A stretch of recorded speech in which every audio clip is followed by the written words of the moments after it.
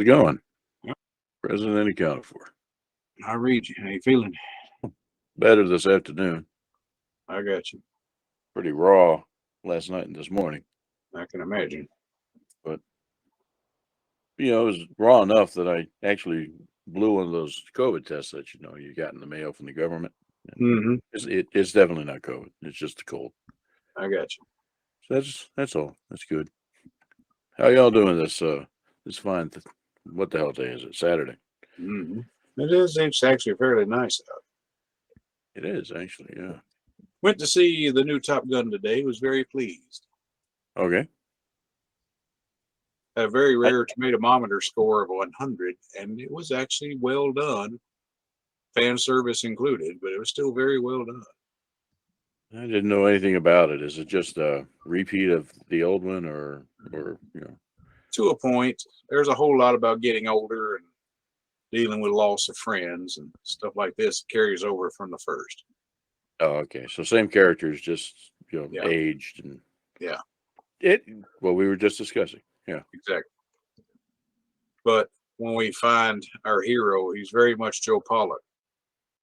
You Mm. know, he's sleeping on a cot in a hangar somewhere, working on a vintage airplane. Which is very much where Joe was at home, working on his flock of aircraft there at Ryan Field. Thomas went with me, so that was fun. Yeah, that's a rare treat, to get Thomas out of the house at all. So Yeah, he We're how's going mining on Monday. yeah, that's the plan. Because it looks like we actually have a fairly sizable group if everybody that says they're going to shows. So we should make a bit of a dent.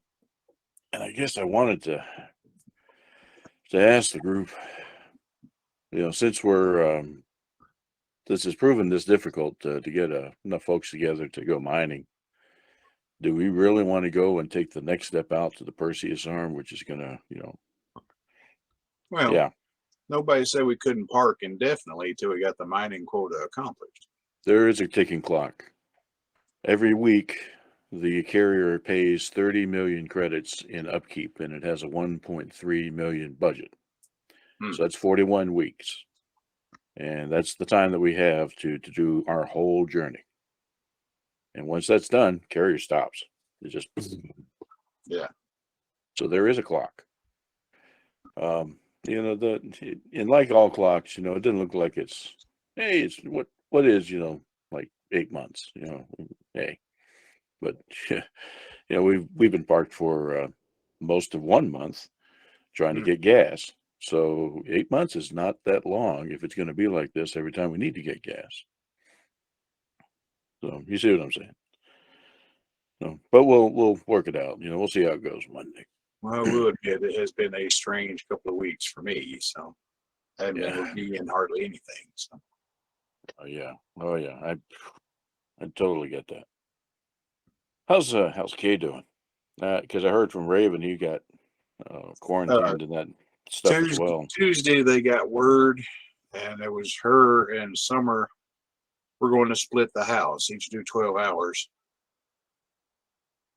And then it got to be a rampant with all the clients being exposed.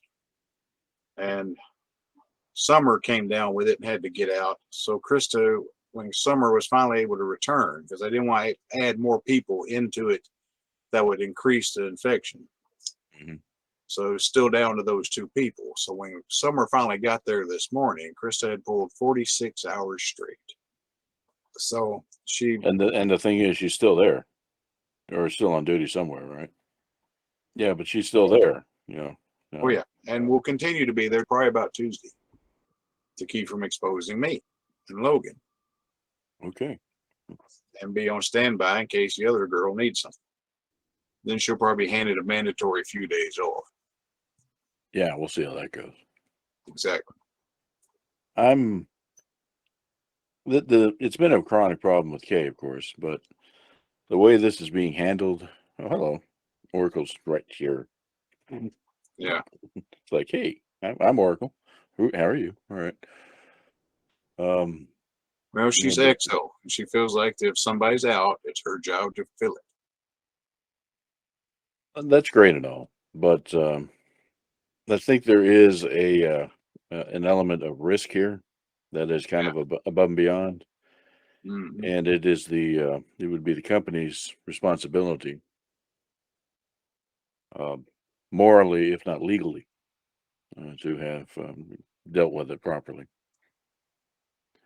So I don't know. How do you get a company to pay attention to shit like this? Lawsuit? Yeah. Well, when something finally breaks. No, no, no, no. Can't wait. I mean, if something breaking in this case is somebody dying, Right. this that's too far. Oh gosh. All right. Well, how's your week been? It's been a week. I's crossed and the T's dotted for the end of the year, fiscal year. Mm, so soon? No, okay. Oracle turned around and noticed the people on the screen. It was like, whoa. Stephen, hello. Howdy. We can't see you, but okay. Oracle has managed to pull up a diagnostic thing again. Why do you keep doing that, man? Okay. I'm eating a volcano bread sandwich. Oh, okay. I put meat and cheese between two pieces of volcano bread. This is you rubbing it in. 8 servings of that stuff.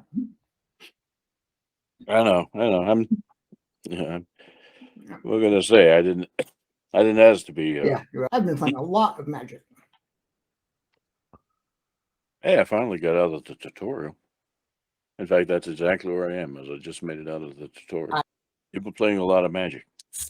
My current goal is to stay under 100 cards. Wasn't the old rule to stay between 40 and 60? There is a 40 card deck and a 60 card deck. The 60 card deck, you can have as many as you want.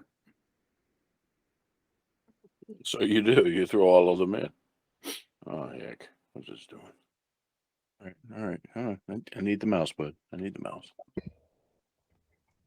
Mr. Pegg, how goes? Evening. It goes great until my cat knocked my camera down. Understand. My cat was, right here, just below the camera, having a, kind of a conversation with me. It's like, hey, then he turned around and noticed there were a whole bunch of like little people on the screen. And that drew his attention for a moment. And then he turned on a diagnostic mode and left. Okay. So how goes in your world? Yeah, feels all right. Take the kids to the zoos. Now they had some fun.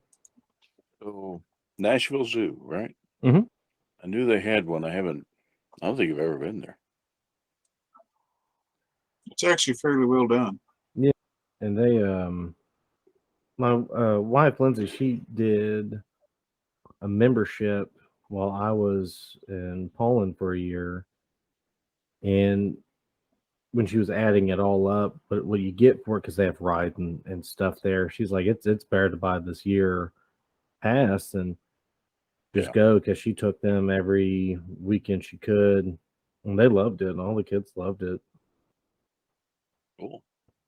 We definitely like going and perusing the exhibits.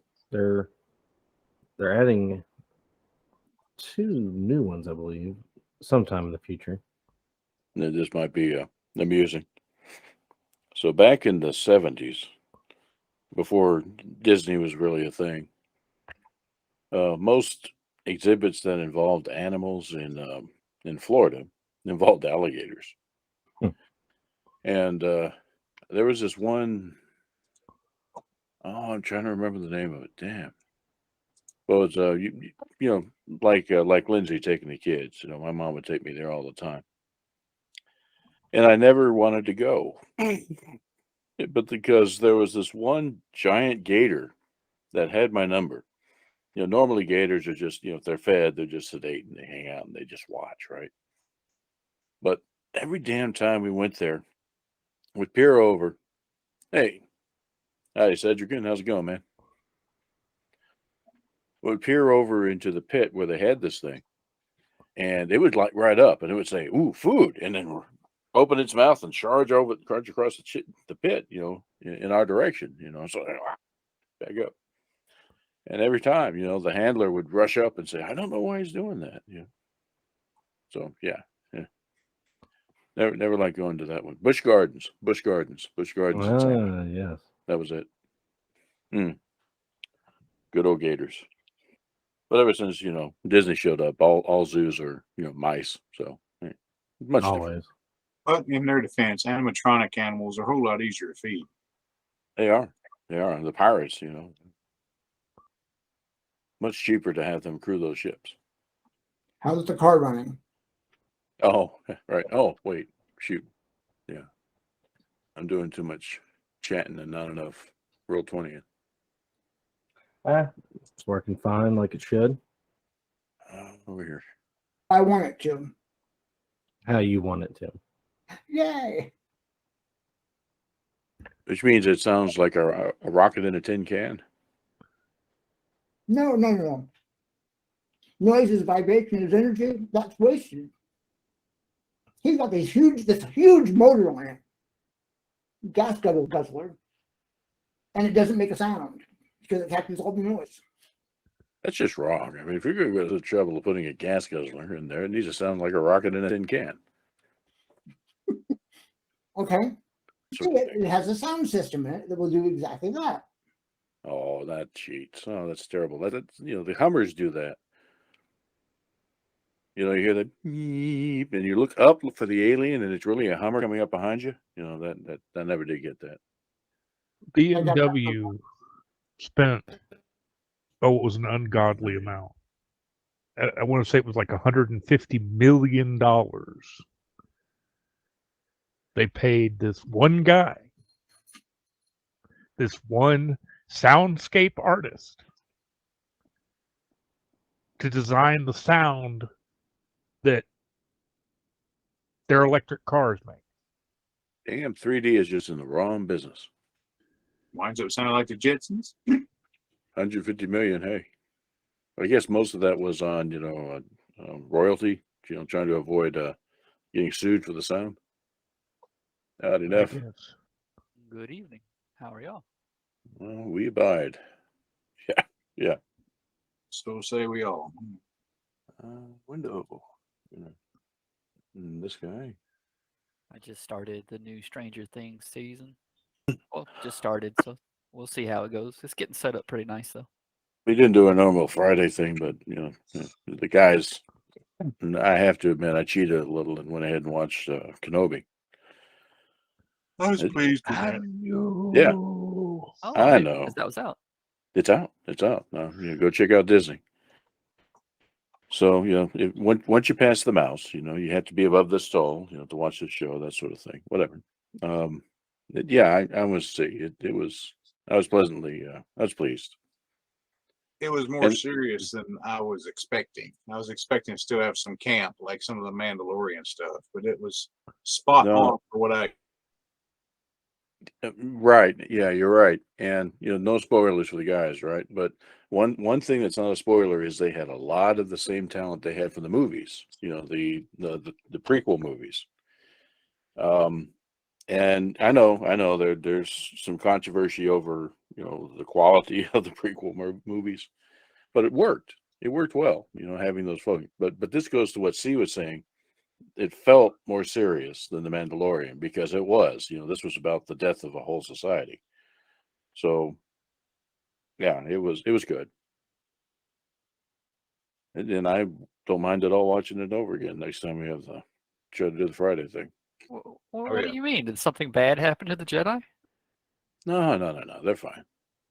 I think this is our quorum for you, Mr. Pegg.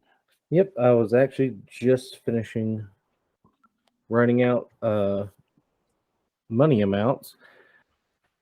So as players, you have work outside of work from your fixer that you are allowed to do, and so that's why I was just rolling a d6 there to see who got money for what. So Xander, you got 100 for basically being a hitman for a client. Don't ask questions. Don't ask names. Do what you do to get paid. Sparky got 100 for modifying some tech and equipment. Excellent. Damone, you got 300 for opening up for a very well-known band. It was such a good opening act, they invited you again. For down here. For Jane, you sold some equipment / street drugs to a client. You got 100. For Ludwig, or Ludwig, however you wish it pronounced, you got 200 because you found basically an enemy executive trying to steal information and data from your office, and you turned the tables on them. You got a little bonus for that. Just Lud, please. No need to be so Just stuffy. love. All right. And then Sid, the lawman, Regan. A nice citizen gave him 200 EB just because he was doing such a good job. Now, was it them being nice or was it a bribe? But that was kind of half and half of the roles y'all were doing. When we last left off, Elcon started a partnership with Max after doing the great train heist of Night City. You got some street cred, some recognition for what you did. You kind of gained a bit of a allyship with Aldecados. And you definitely have earned Max's adoration, basically. That he now feels he has found the crew that he's been looking for all these years. So he is still kind of digging deeper into those documents that you found.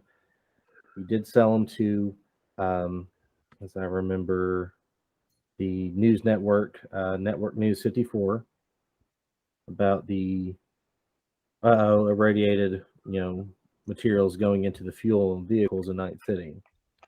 But for Damone, he's not really too worried about that because he is getting to open up again for a very well-known group at a concert.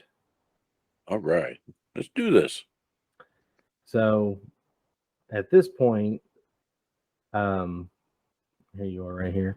Everyone showed up, even the car. So you've been playing for a while. Of course, everyone showed up to support you.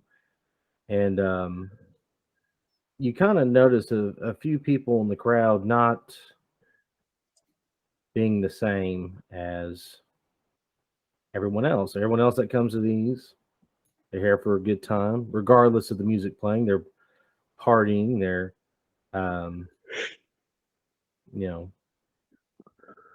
they're here to escape from everything going on in Night City. That's why rocker boys are so invaluable in this time. That's why they're so popular. Look So like chain class shadow clone jutsu. I'm limited on how many I can. Yeah, I was I can wondering. find. Agent Smith is here in force. So yeah. So, but when you look at your friends, they're having a good time. Well, who are these individuals in the middle that are kind of dour face? They're very still. They're not dancing. I mean, even Xander back here is tapping his toe. Well, before you even get the chance to play your next set, audio's cut. But you're like, hey, what's going on? Freaking out. Well, all of a sudden, on rush the stage are 4 musicians, some you've heard of. And one of them goes, "This is a takeover. Hostile. We're tired of you taking all of our gigs. We've been doing this longer than you." They kind of approach you and Really? A hostile takeover. Do you folks want to be taken over with hostility? Appeal to the crowd. They're like, no, no. Well, come on. You four. Let's not take over. Let's jam and then continue going. So when you do that, they're like confused. Like he's never acting like how they thought you would. And then Yeah. I'm looking back at him. Come on, let's do a C sharp here. Come on, and take the sax and start going to town. One of them kind of walks over here and kind of makes a motion, and this guy, he kind of gets to. There's a cameraman back here, and he kind of walks up to the camera and he goes, "Nah, you recording the wrong show." It's like, it's me. I'm the show. This guy is a hack that got lucky. Like, he don't need to be here. It's like, this is our show. It's like, boys, go on and get him. And when he says that, these individuals start moving, closer to the stage. Ludwig's gonna shout, "Settle it like musicians! Battle of the bands!" They all kind of get up here slowly but surely, and they go, "Better come with us." Did you guys bring your guitars? They go, Did you bring your lutes, your flutes, your implements of musicality to entertain these people? Well, if not, you've got your voices. So sing a note. He's taking it in stride. He's making a show out of it. Well, when as you're doing that, they kind of all look at each other. They go, "Oh, we'll make you sing." That's good. Come on, sing, and we're going to sing this song. I like call to it teach the the world to St. sing. Louis two-step. So one lunges at you. That's a pretty good show. All right, well, just kind of dodge out of the way, or try to. Yeah. It's not his forte. He's around here somewhere. It's like combat or something. Fighting. All right. Fighting, evasion. Mhm. All right. Well, they're all the same number. He just kind of rolls with it, with the sax playing, and the flames come shooting out of it. And I'm sure the crowd loves that. So, really, does it have to come to this? These people just want a good show. They don't want to fight. The fight's across the street, in the arena. Y'all ought to be over there. They say this musician comes up behind them, behind you, and he goes, "We're tired of being put second place, second fiddle, mind you, to people like you that just ride the curtails of other people doing hot shot jobs, and then you get the credit and you get the stage and not us." Well, that's what I'm saying to you. I want to share the stage.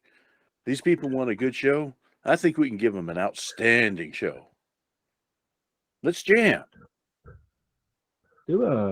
Make a persuasion roll, because you are making a pretty good case. Jam. Somebody else get the audience. I have no Pretty good. See if he's convinced. Lud will look to Sid and say, "I really hope there's a dance battle." Please no. Oh, No dance. This ain't West Side Story. I can't narrate that well. Uh. I'm gonna say concentration. Yeah, okay. So he kind of starts understanding what you're putting down. He goes, "Man, doing this all wrong." And he kind of backs off a bit and he goes, "Man, he ain't as bad as he was described."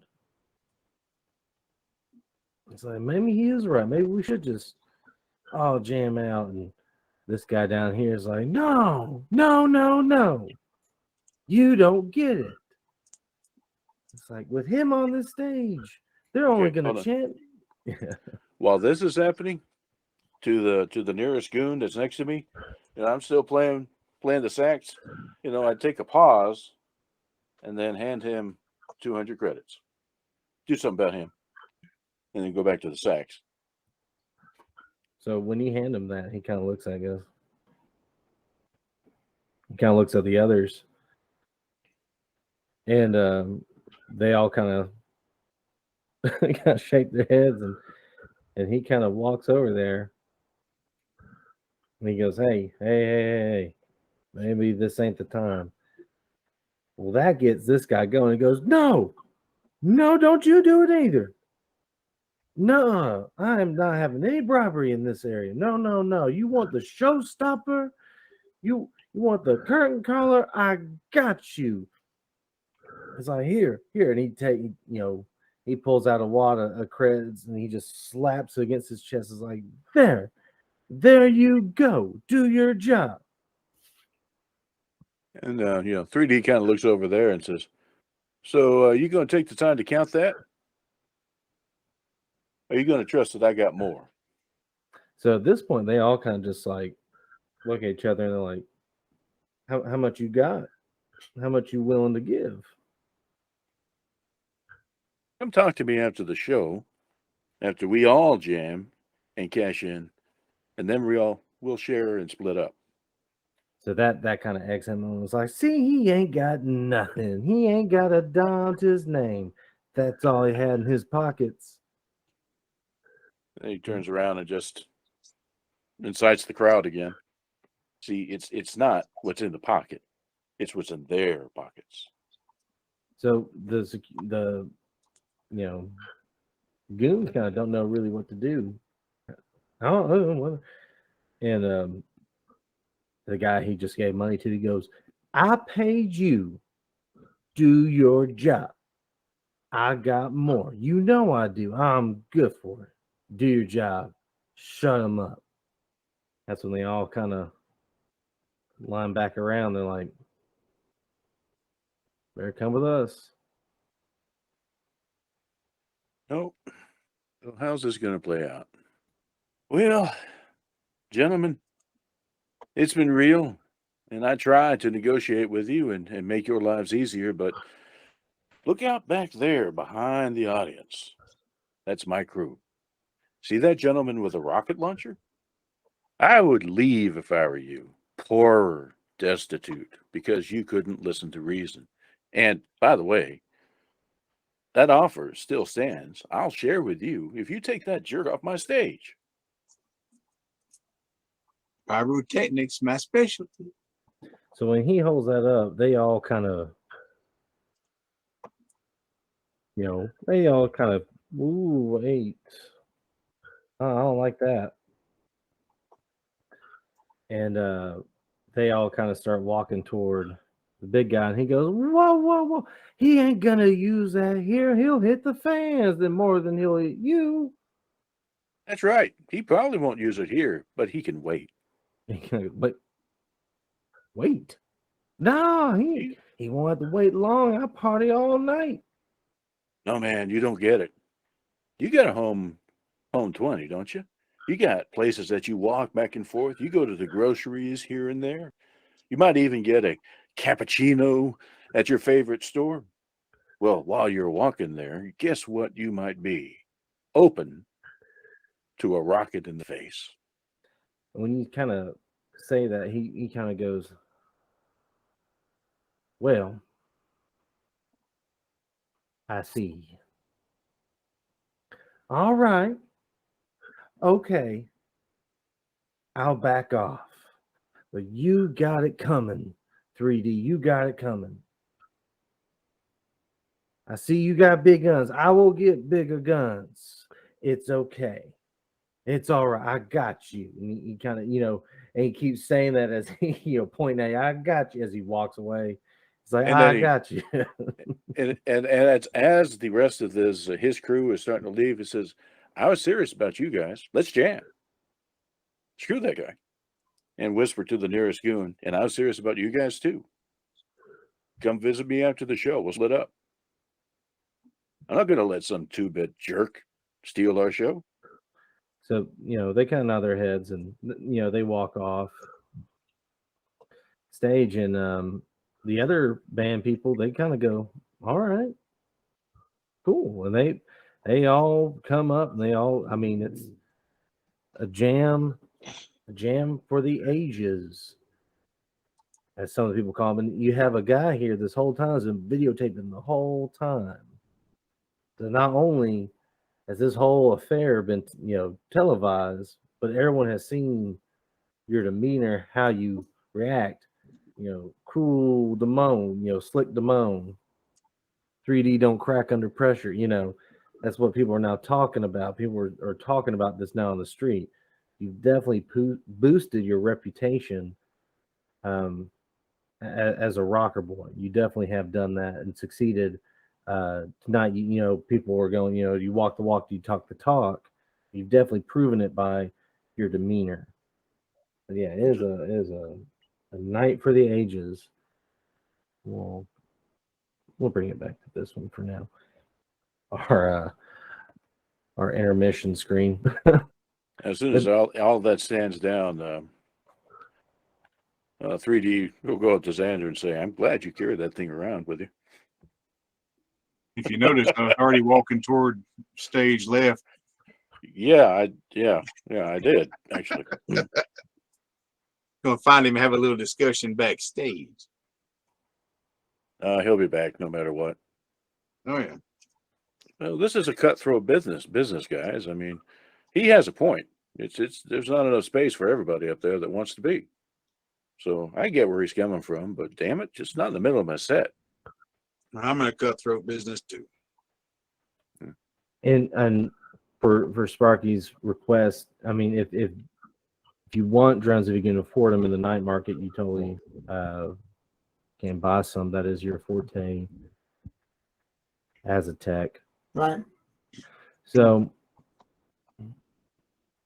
as the night goes on, really going into morning, you kind of get a call from who else but Max. So, he kind of calls everyone at the same time and goes, "My friends, you will not believe the bullshit that has just occurred to me. I need you to come here now." He just hangs up. Very to the point. I guess we need to bring a shovel. So, pretty much, Sparky just goes, our turn back to the club. I gotta come up with a funny name for this. I just have it written down as the club. It's the glow stick. The glow stick. It is the Yakov Smyrna Memorial Club. Oh, dog. Effie's with me tonight, not the changeling cat or daughter. So, everyone kind of arrives, and he's actually sitting, he's kind of agitated in his mannerisms. He's, clicking his fingers. He has augmented arms. He's, click, click, click, click, click, click, click, click. And he sees y'all arrive and goes, "Friends, my friends, please come, join me. And he goes, I'm curious to know if you wish to know why I called you so suddenly. Yes?" He holds out the shovel. It's like, "Yes, people will be buried. Rest assured." He goes, "Multiple things have occurred, like domino effect. A good friend of mine gave me a warning the other day. It seems Militech has realized that certain documents and paperwork have now reached the net. People can access them and read them. Well, it has made them quite pissed off, if you get my drift. So, what has occurred is a few people have disappeared at Network 54. This is not unusual. This happens more than I would like to admit, but it's part of business, you see? Now, where does that, put you at? As far as they know, they still do not know who leaked info. For now. It is only a matter of time before it all comes back to the bank. So, we have to get ahead of this. How do we get ahead of it? by outsmarting Militech and making them look like the stupid idiots that they always have been. Now, I know this is asking a lot of you since we've known each other for a very short time, but what I ask of you could get heat off our backs and a possible assassin away from us. Would you like to hear me out? We definitely want to hear this. I'm down for saving my own skin. So he kind of looks over to the corners like, you can come on out. And kind of out of the shadows, this guy kind of appears. And you all, those that saw the person that was handed the paperwork, this is the same guy that received the documents. And, he just kind of walks up. He's just, got a Network 54 ID tag kind of hidden underneath his coat. Has a bag with camera equipment and goes, hello, gentlemen, ladies. It's nice to meet you in person this time. First thing, give me that bag and give me that ID card. Get that shit off of you because screams kill me. It's like, oh, of course. He kind of hands you everything. It's like his hands are shaky. He goes, listen, Here. Take my gloriously glowing coat. Make you fit in better. Here. Like, I'm not sure what to do with my hands here. Just put them in the pockets. They're gloriously glowing too. That's what he does. He just jams his hands in the pocket. He kind of just sits down with his hands still in the pockets on the couch and goes, listen, this has really been my first big scoop. Since I've started at Network 54, I've done independent work, and well, you know how that goes. The information doesn't really get out there unless you work for the big dogs. And when I heard about these documents and what they entailed, I took it upon myself as a journalist that the information got out. And it wasn't necessarily sanctioned by those that be in Network 54. So, as you would probably say, I am in a big pile of shit. And he's just kind of sitting there, just kind of looking around, and Max. A man of high morals, but low defensiveness. What have you got to defend yourself with? And he kind of looks around, and is like, I no one really. I lived, near downtown where there's really no crime. You have a high law presence there. I had a nice apartment. I'm now sleeping in a container that was graciously donated to me by Mr. Mom over here, and I've been hiding out there since. A cab from Mr. Mom picked me up and brought me here to talk to you. I don't really have much in the way of weapon skills. I mean, I've shot a gun once. Mainly my shooting involves cameras and hiding. Any friends or family, anybody that they could use against you? Oh no, my parents have long since been dead, and I have not had a personal relationship with anyone for several years. All right, we'll turn back over to Max. What is it exactly you wanted us to do? You see Max kind of drinking and goes and looks at me and it's like, my friend, I graciously thank you for being here.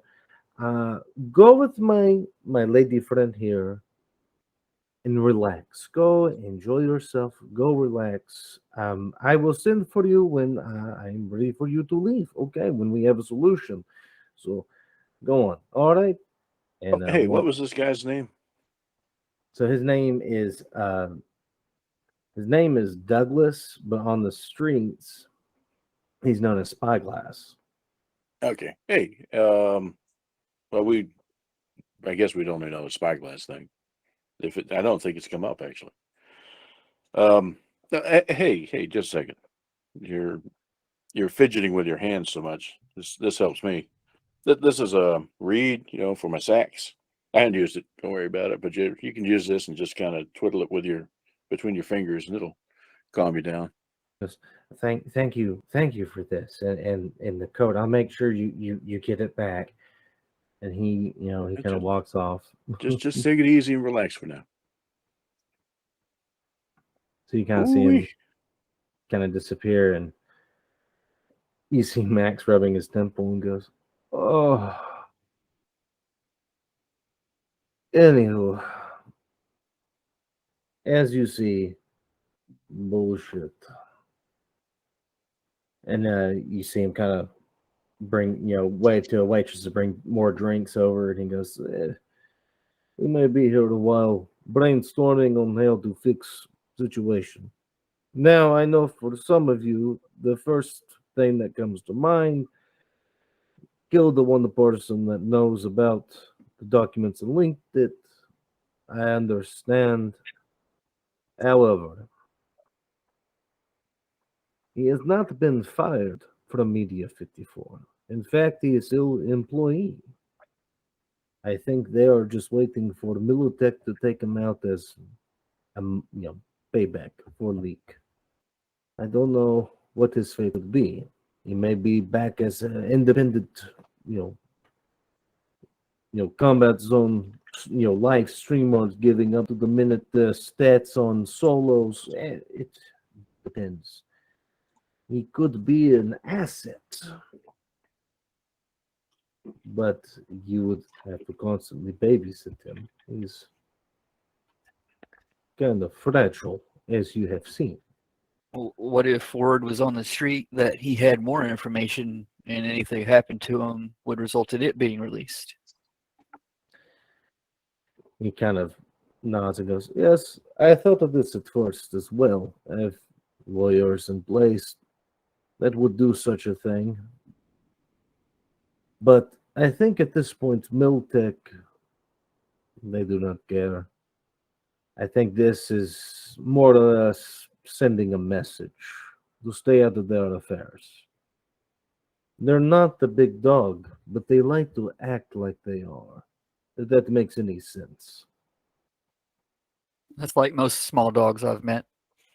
He laughs when you say this, like, "I know of such dogs as well." So he kind of leans back and he's, rubbing his temple again and goes, "Listen, I know this is difficult for all of us. The reason I bring it up in first place is that if we don't make a decision now, this could always come back and haunt us. I think he would be a great asset to use to boost your reputation on the streets. That is one man's opinion. I do not speak for you. So, whatever you wish to do, we will make plan and work on it. But I will let you discuss that." Okay. So to those that might have the idea that killing him is a solution, that doesn't necessarily stop them from going further and tracking us down. There's still a trail of crumbs that can be revelatory. So, and the second observation is this: our friend over there has managed to survive this long, with little combat skills, and basically just, as he says, hiding. That probably is his one great thing is he's a sniper with a camera.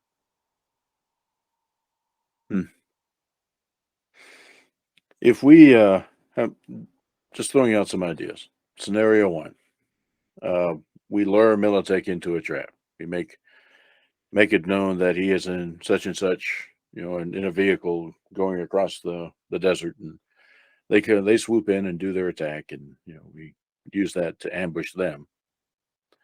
What does that really accomplish? It puts us in a great jeopardy. They still outgun us. They may be a small dog, but we're smaller. Puts us in jeopardy, and what will it accomplish but piss Militech off more?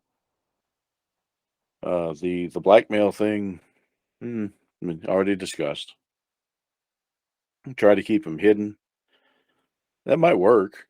Eventually they may just shrug and go about their business. But it's not going to be a permanent solution because they'll leave somebody sniffing around and some agent AI or whatever. We don't have AIs. Never mind. At least we don't want AIs. We do have AIs. They're bad. Blackwall. Mm. Well, I'm concerned about is there's more than one party at fault here. Mhm. I'm appalled at the idea that Channel 54 wasn't willing to release the documents right away, and it seems like they're complicit with covering up certain items. And I thought that was antithetical to their purpose. Maybe But it look into who is working with Militech to try to keep it undercover. well, to that point is really surprising. Everything is a matter of slapped hands in this city. Whoever bribes more wins, and Network 54 is no exception. That's an I'm interesting way to disappointed. approach it. All I'm saying. Well, I am too. Maybe we can But do something about it, and then our buddy would, maybe get a promotion because his boss was in jail. that might draw attention away from him. Yeah, actually, I like this. It's probably our best bet because if we can make it loud enough that Network 54 was complicit and out the people that did it, inevitably there's going to be some tie to Militech. Make sure that Militech gets named loud and, hey, they're the ones that gave us this 3 million credits. Then that might work because then they'd be foolish to immediately go after our friend over there. They may do so as a revenge thing, like 5 years down the road, but 5 years is a long time. So, all right, sure. Let's go talk to our friend and see if we can't figure out his connections and who might have done this because I don't know anybody in Network 54. So when you kind of state that, you see Max kind of like do like a snap, which this is a club, you don't really hear it, but apparently someone heard it because soon after, Douglas is brought back to the rest of y'all. He's still twiddling the reed and everything. He sits down. He goes, how's everyone doing? Still. Oh, we're doing fine. You're the one that's nervous as all. You're the one that's a wreck, and I understand. Just so I know, it's a big ask. Just try to calm down for a minute. We got some important questions. He goes, oh, all right. I'll try and answer them for you. So kind of first off, as to what's going to happen with you next, we need to keep you hidden. And Mr. Max has been doing the work on that. But you need to kind of stay low for the moment. And that means, when you came to us, just as an example, you had your bag of cameras and your ID on you and stuff like that. No, we got to work on you being a little bit less obvious. But that's for the future. Second, we're very interested in who in Network 54 leaked to Militech the fact that you had these documents. That first off, it came to you. And 1, 2, who in Network 54 stopped you from releasing it through Network 54? So we say that he kind of pipes up. He goes, well, it was really just one person, and it wasn't even really at the top. It was wasn't a lawyer. He wasn't executive. He was almost like Here, you got a picture of my bet. Chink. yeah. So he's like he was just kind of a kind of like us. He kind of went around and did jobs on the street just like us, but he was just like undercover,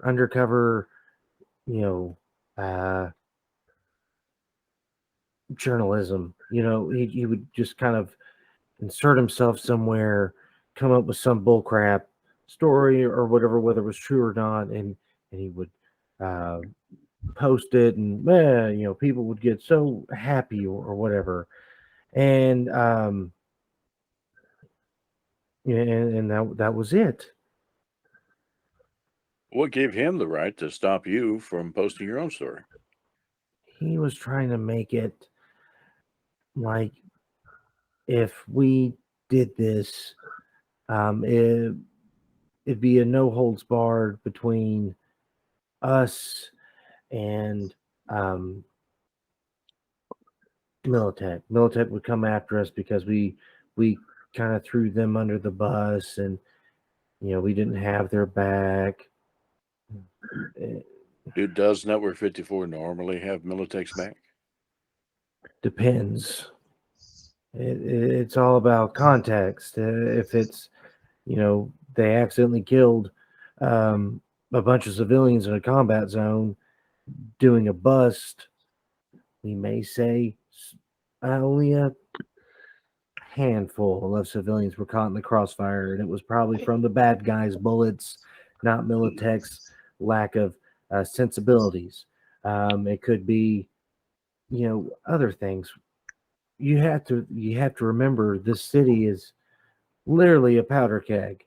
I mean, you have to instill hope in people, sort of. I mean, but at the same time, who's really reading this stuff except for the executives and you know, people that, you know, are the movers.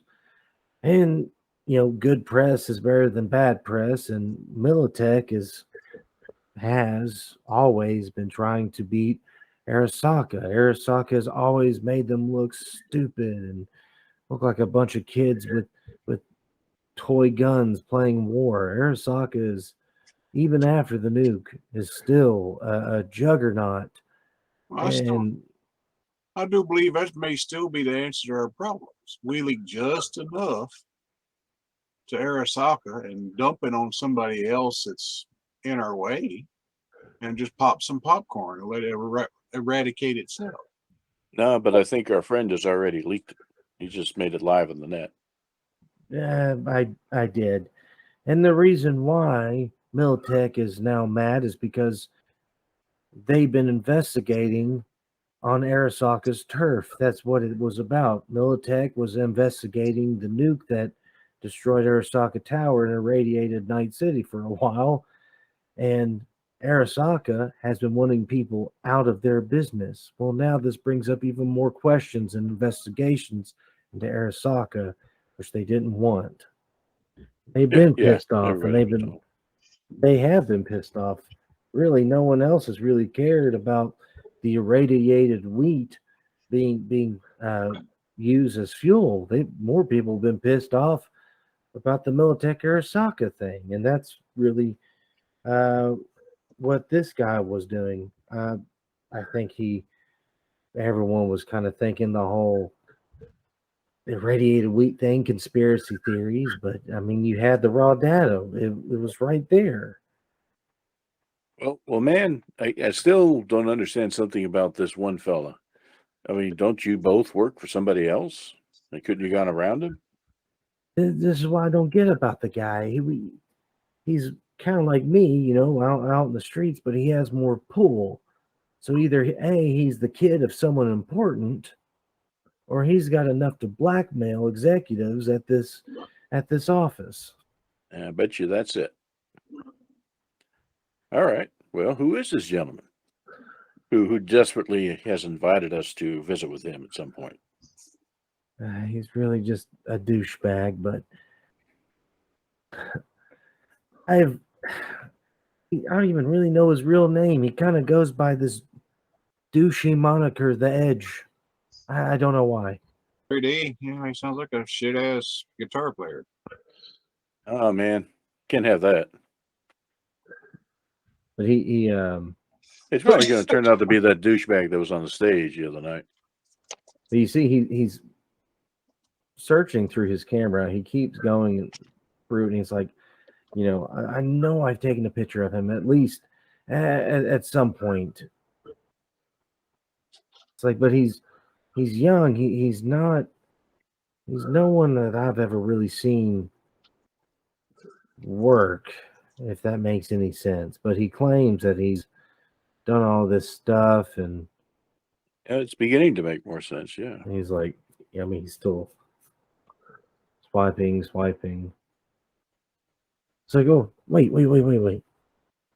Like, I think this is him. Yeah. This is him. And he kind of shows it to everyone. It's like, this guy. Oh yeah, he's a guitar player for sure. So what do you think they sewed into his chest? You guys got some implants. Yeah. And he just look, he's just like, I wouldn't know. He just, I don't know. What do I think he got sewed into his chest? well, the old handy dandy notebook. So, Subdermal armor. well, what she's doing is, she's really scanning the picture, and she goes, okay, I've seen this before. This can be a few things. It could be subdermal armor, could be other things. And so she's really looking through it, and the numbers crunching in front of her head type thing. And she looks at it and just kind of goes, interesting. And that's when she kind of looks at everyone else and goes, okay, well, this kid definitely has money, and he definitely knows somebody. This is not cheap. This requires a professional. Pretty interesting stuff here of what it could be. And she kind of zooms in on the picture, kind of like showing off the scarring. And there's like, they're clean cut. This is all, some good shit here. And why won't mine come up? So Almost as good as I could have done. yeah, so but she points out, it's like the face, he's got scar marks, he's been, they're still there. It's like, but the chest is clean. This wasn't just a ripper doc or someone on the street. This is more, this is definitely going to be subdermal armor.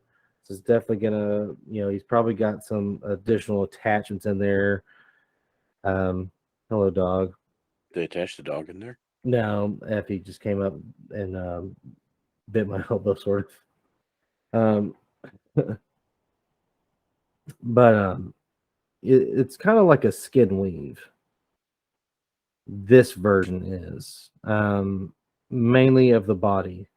So you have subdermal armor, and you also have skin weaves, which both kind of do the same. It's basically, I don't have to wear armor, I'm safe.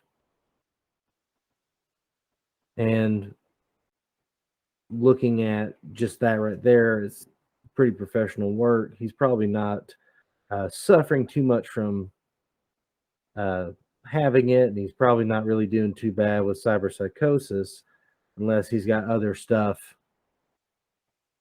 body-wise. I mean, it's, Why wouldn't he? If he had the money? subdermal armor and skin weaves, those are pretty high priced items. They require a hospital to do it. Well, that kind of pegs him as a corpo of some flavor, or at least somebody that's working for a corpo. I'm sure. Someone on Miltech's payroll, yeah. Yeah. One would think. I mean, given what you just heard, Spyglass, is that something that even a special network 54 investigative reporter would ever be able to afford in their lifetime? So when he hears all this information, there's kind of some shock on his face because, and he kind of goes on to explain, it's like this is unheard of. I mean, we're journalists. We don't.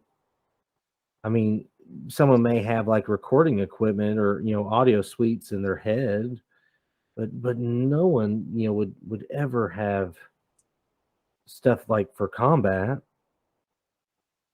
It's pretty crazy. It's unheard of.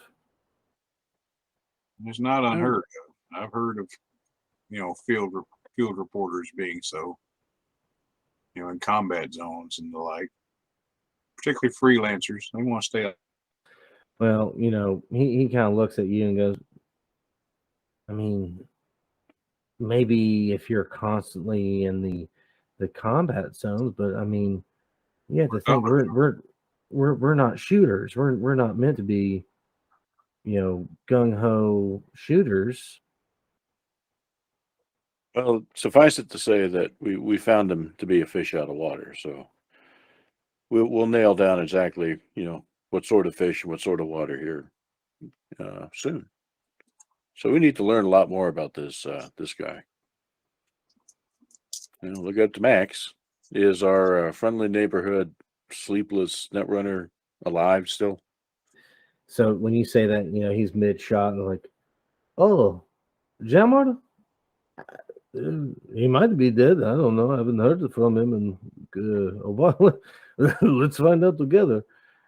And he pulls out his phone and you hear him. He calls and it's ringing. It's like, I'm sure they'll pick up. And you hear it click and very exhausted. What do you need, Max? And Max goes, my friend Jammer, you are alive. Holy shit. I thought you were dead. Good to hear from you. By the way, I need a favor. And he sends the picture over. It's like, I need a background check on this douchebag called the Edge. He works at Network 54. He's kind of a thorn in my side, and I would like at least more information to know about where he's from, who close affiliates, family members, And let's give Jammer a heads up on the weave and the fact that he's probably a corporal himself or a soldier perhaps. And he goes, oh yes, thank you.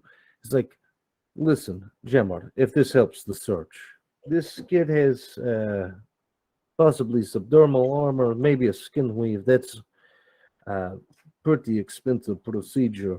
Look for any in the past 2 years.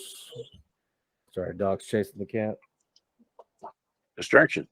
Yeah, so You let your dog chase your daughter like that? they're having fun. They're just having fun. They're playing. Fair enough. Fair enough.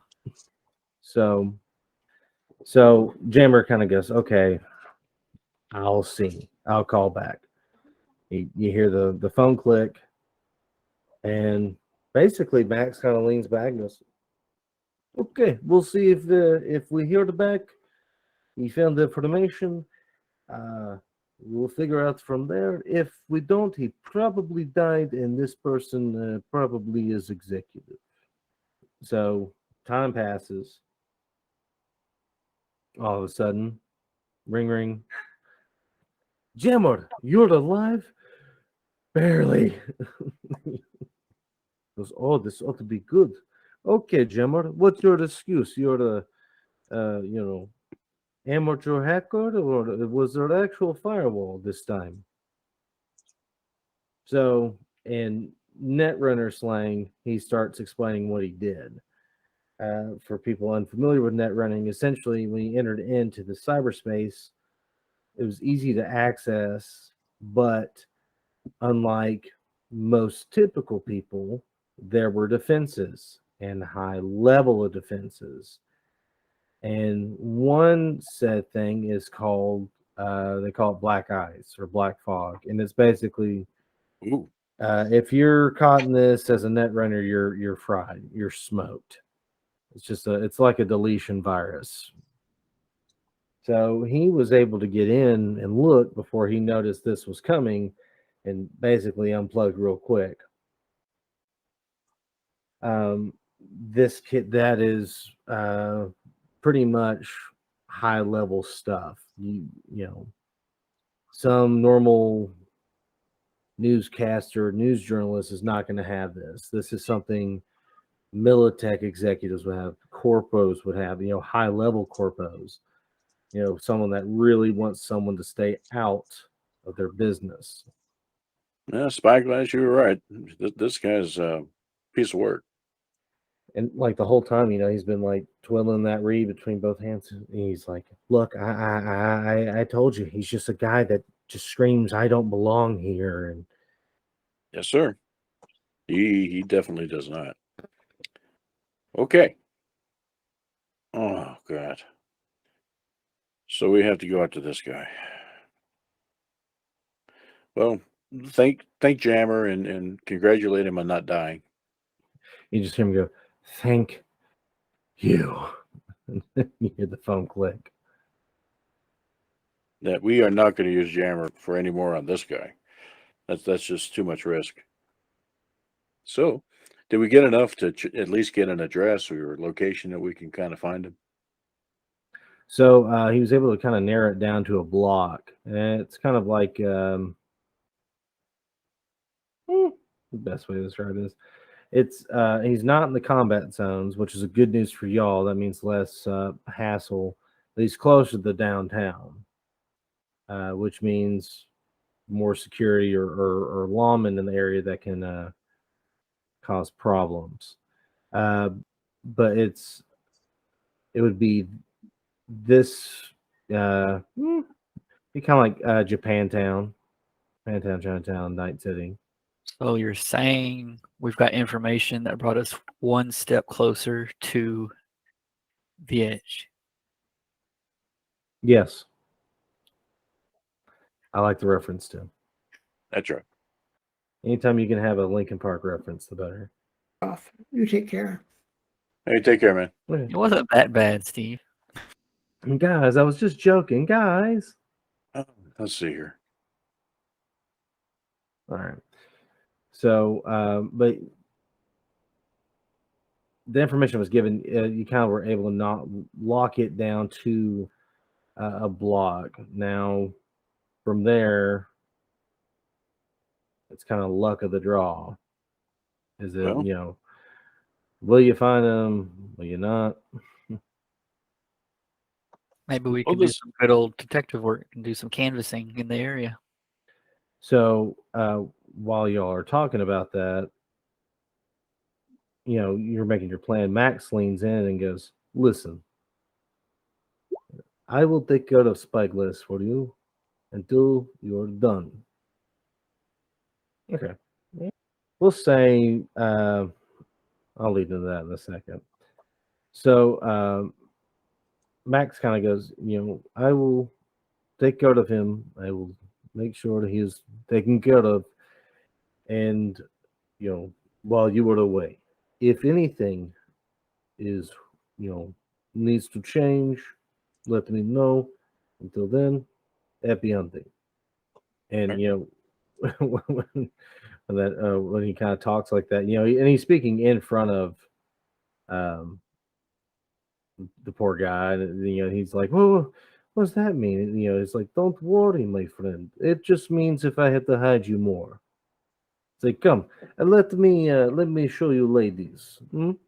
So, you know, from there, you know, the plan is made. Find this guy named the Edge. So, we'll move you to the commercial bumper. So, you know, y'all are riding,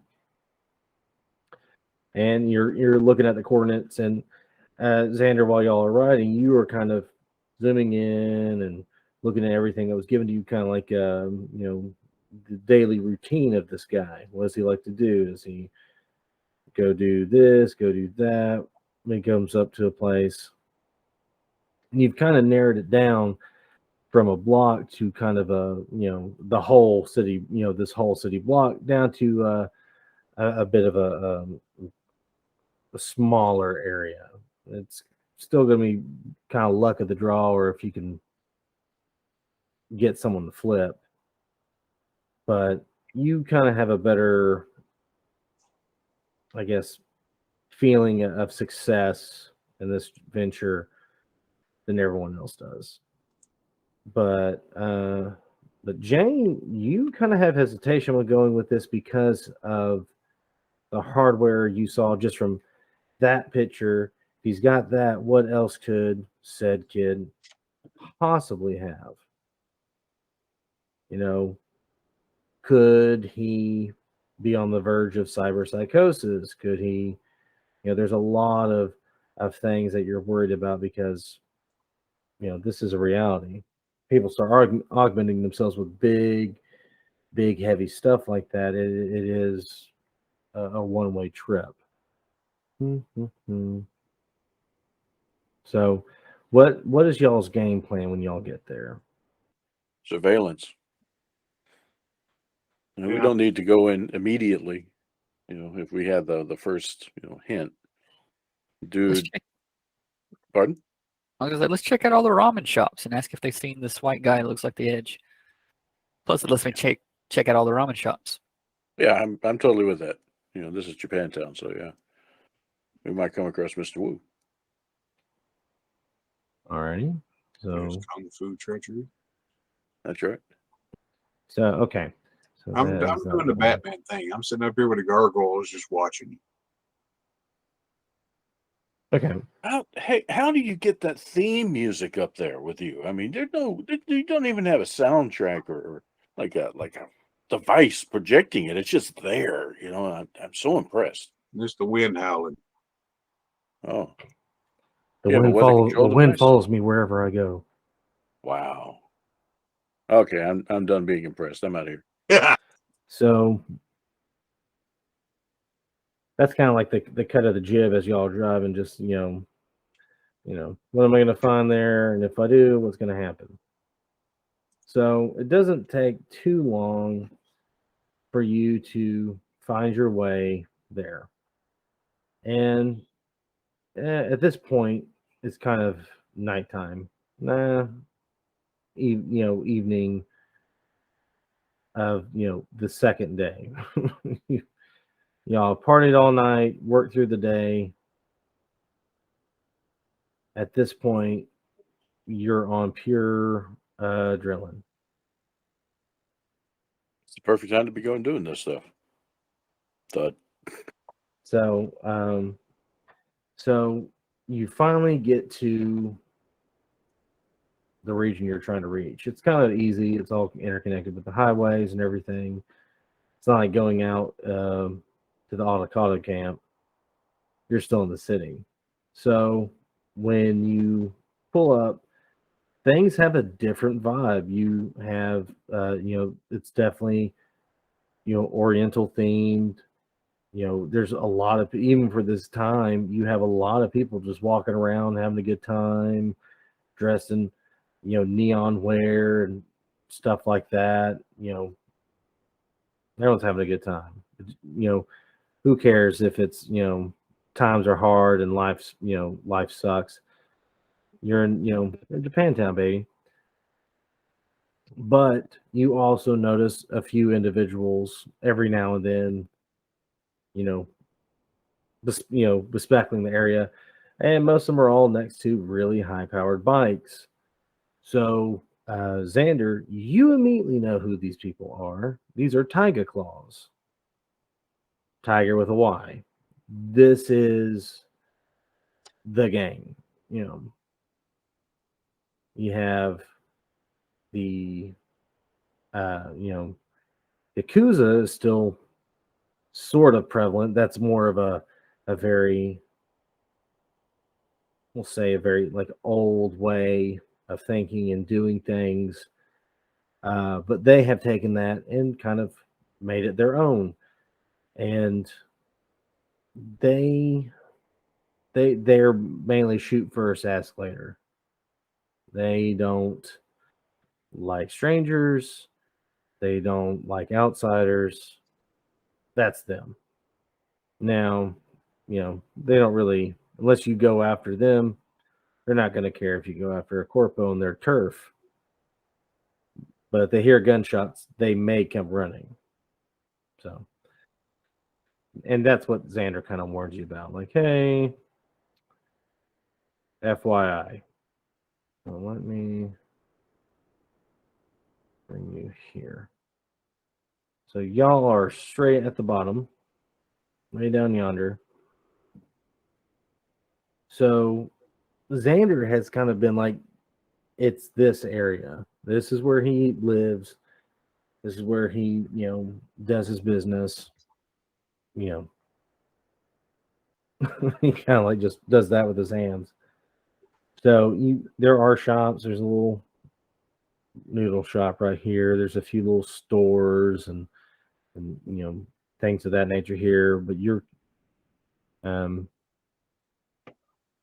surrounded by smell, sounds, people, apartments. This definitely does seem a little out of place. Well, I'm with Lud. I'm heading to this noodle shop. If it's a noodle shop, yeah. So do you know your way around these things? Because I'm from New Orleans, and and noodles like spaghetti to me. That's appalling. I'm here to learn, my brother. I'm here to learn.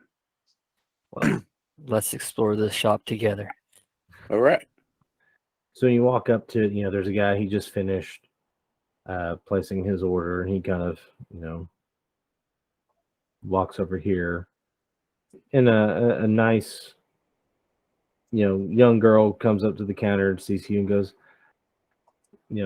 hi, welcome to Lucky Noodle. Can I take your order? Just hold up 2 fingers and point to each of us. Please. Okay. Normal or spicy? Old spicy. I'm from Louisiana. Bring it.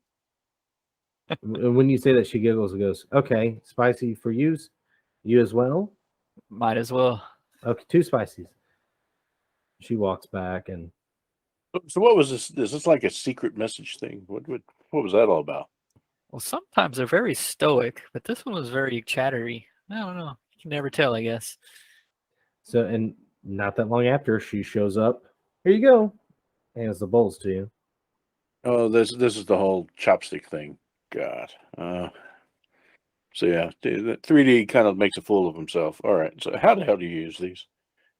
Well, you hold it like this, and you do it like that. And Lud does it very quickly. And You just rake Well- it in your mouth. Okay, yo, slow down, man. All right. Yeah, gotcha. Oh, okay. Yeah. It's like a high fifth. Got it. It just needed to get the sax finger, right? Now, when you bite into that, at first you're like, oh, it's pretty good. You start sipping on the broth, and it has a bit of kick, like a slow burn.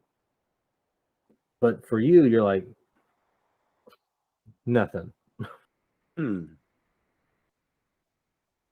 all right. Maybe you got to work on that, the gumbo connection, but I liked it. All right. So they make different sorts of noodles, or are all these shops the same? there's quite a bit of variety to them. What they garnish on top. I mean, the base noodles pretty much the same in a lot of them, but they're usually custom made on the good ones. Really? Oh, cool. Something to look forward to. In the background, you see them preparing meat, and they've got like this big flamethrower thing, just cooking them on a flat pan, going to town on it. Ooh-wee. Yeah, 3D's entertained. Now, see, Xander has kind of moved up,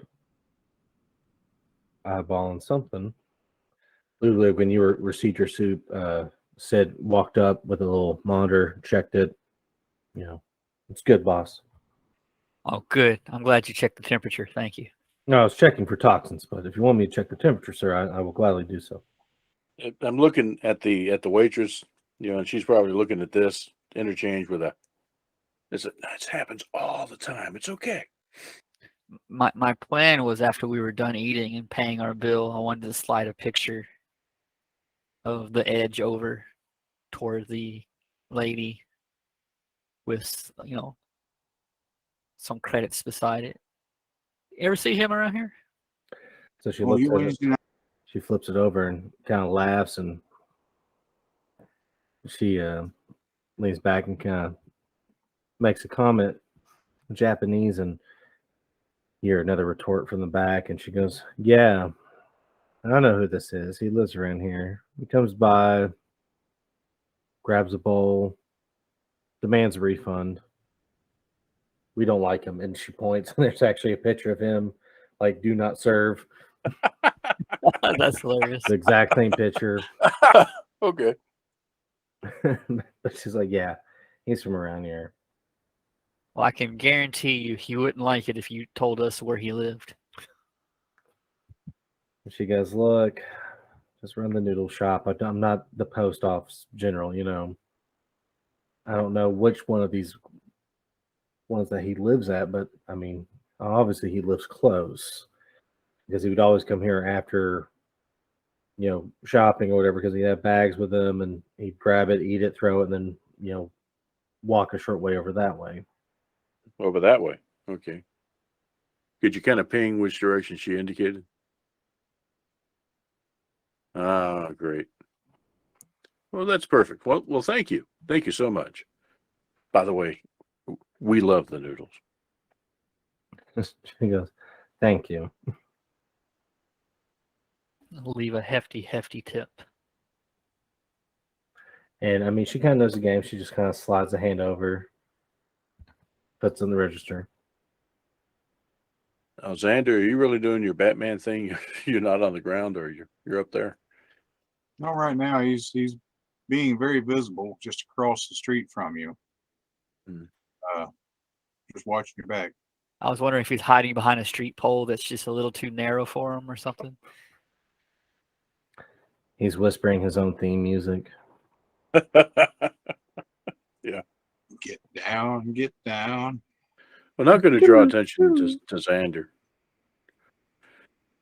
So what do we have here? Xander warned us about these folks. They are tiger claws, tigers. What about this?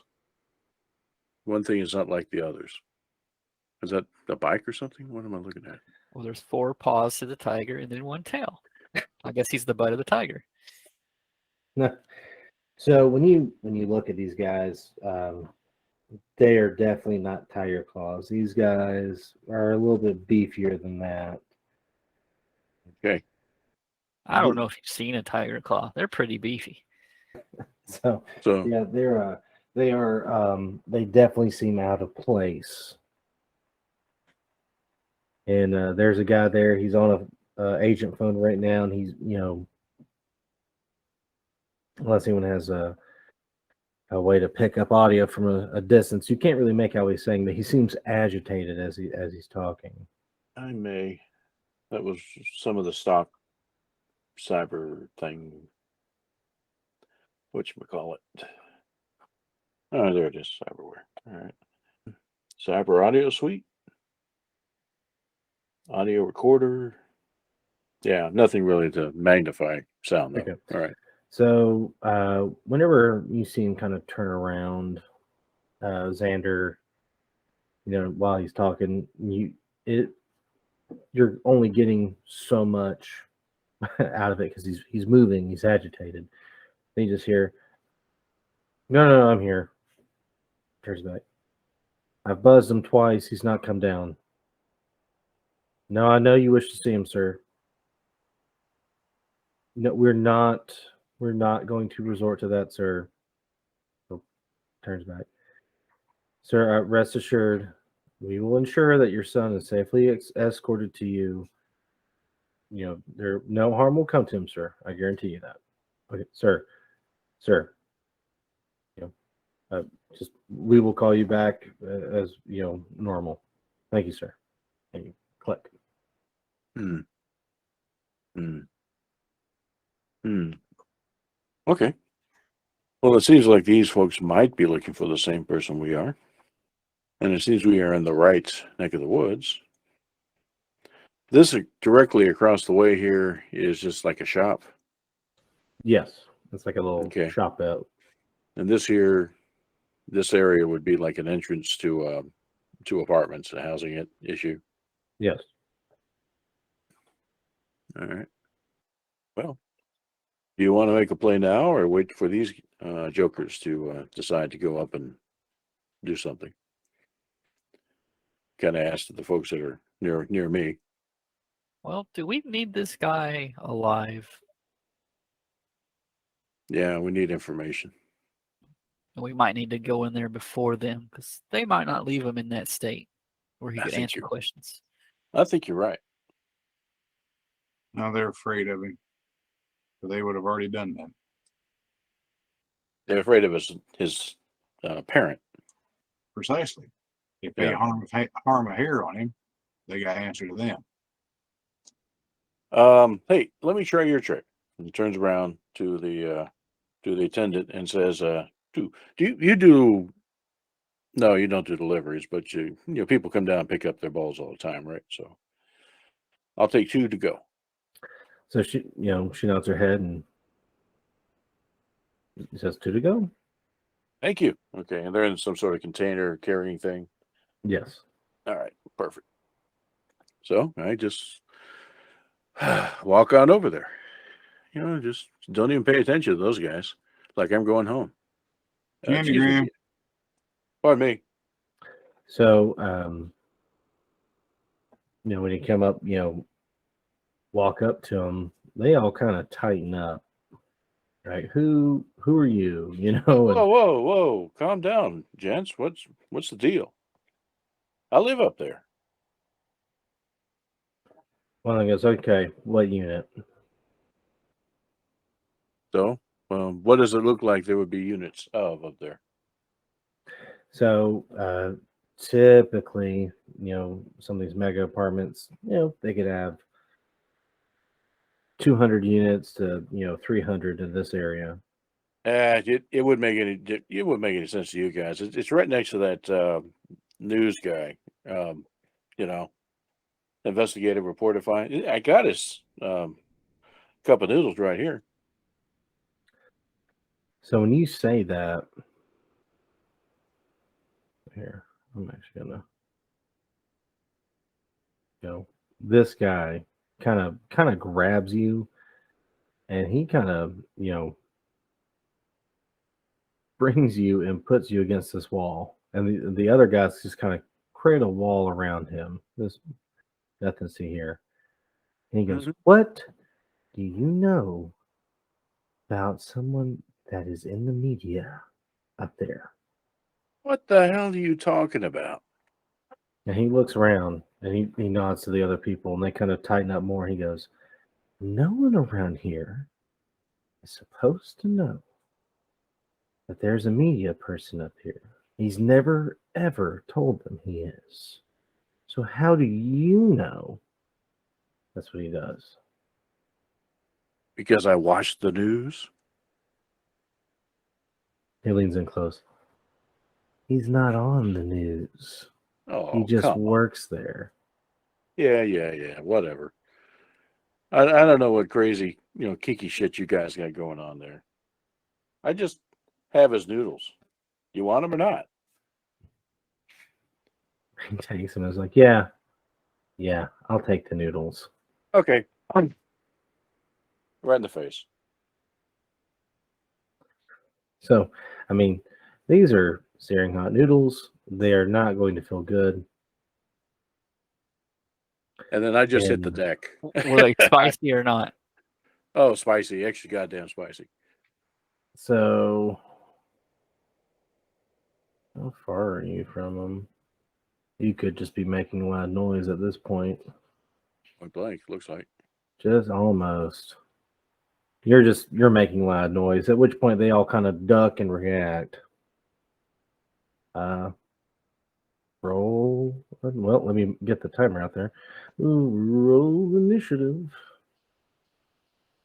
I got him off of him. That's what I was after. Where's initiative? Out of counter. Out of counter. Okay. There's a 1. There's a 2. There's a 3. And where's his? All right. Xander, you kind of had a little surprise spree of shooting. So you get to go first. I mean, I don't know that we're surprised. You kind of expect that from Xander at this point, right? Well, yeah, I would say you definitely, the crew definitely expects Xander to shoot first for sure. See, he's standing behind that street pole still, but he can't see what he's shooting at because he's still standing behind it, but his arms are around both sides with guns.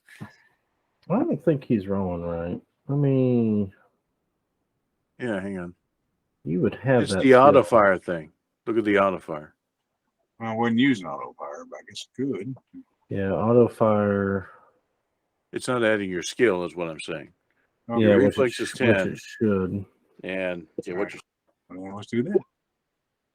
and it did the same thing for your previous roll, by the way. Yeah. I just clicked on the guns, what it was. Okay. Yeah. Oh, hold on. You're still level 0. Yeah, I mean, level you have a big time skill in that gun for sure, don't you? Yeah. As a solo, he definitely has a big shooting skill. I mean, 10, 10, 10. Yeah, it's pretty high. Let me. So there's something weird going on with the character sheet then. Yeah, let me look into this real quick. Because I expect these guys to be falling down around me. Xander just missing 3 times. Like, what? I think under your weapons section of your character sheet, you should have filled in weapons skill. Yeah, let me close that. It's not saying anything. This is gonna be me doing this. Okay. I want to see what this rolls. Okay, that's what it should be doing. Okay. What the hell? Because it's supposed to be showing the skill, everything. Well, that's not showing your shoulder arms, though. Yeah, what's that? It's the wrong skill selected. It's not a shoulder arm. That one is.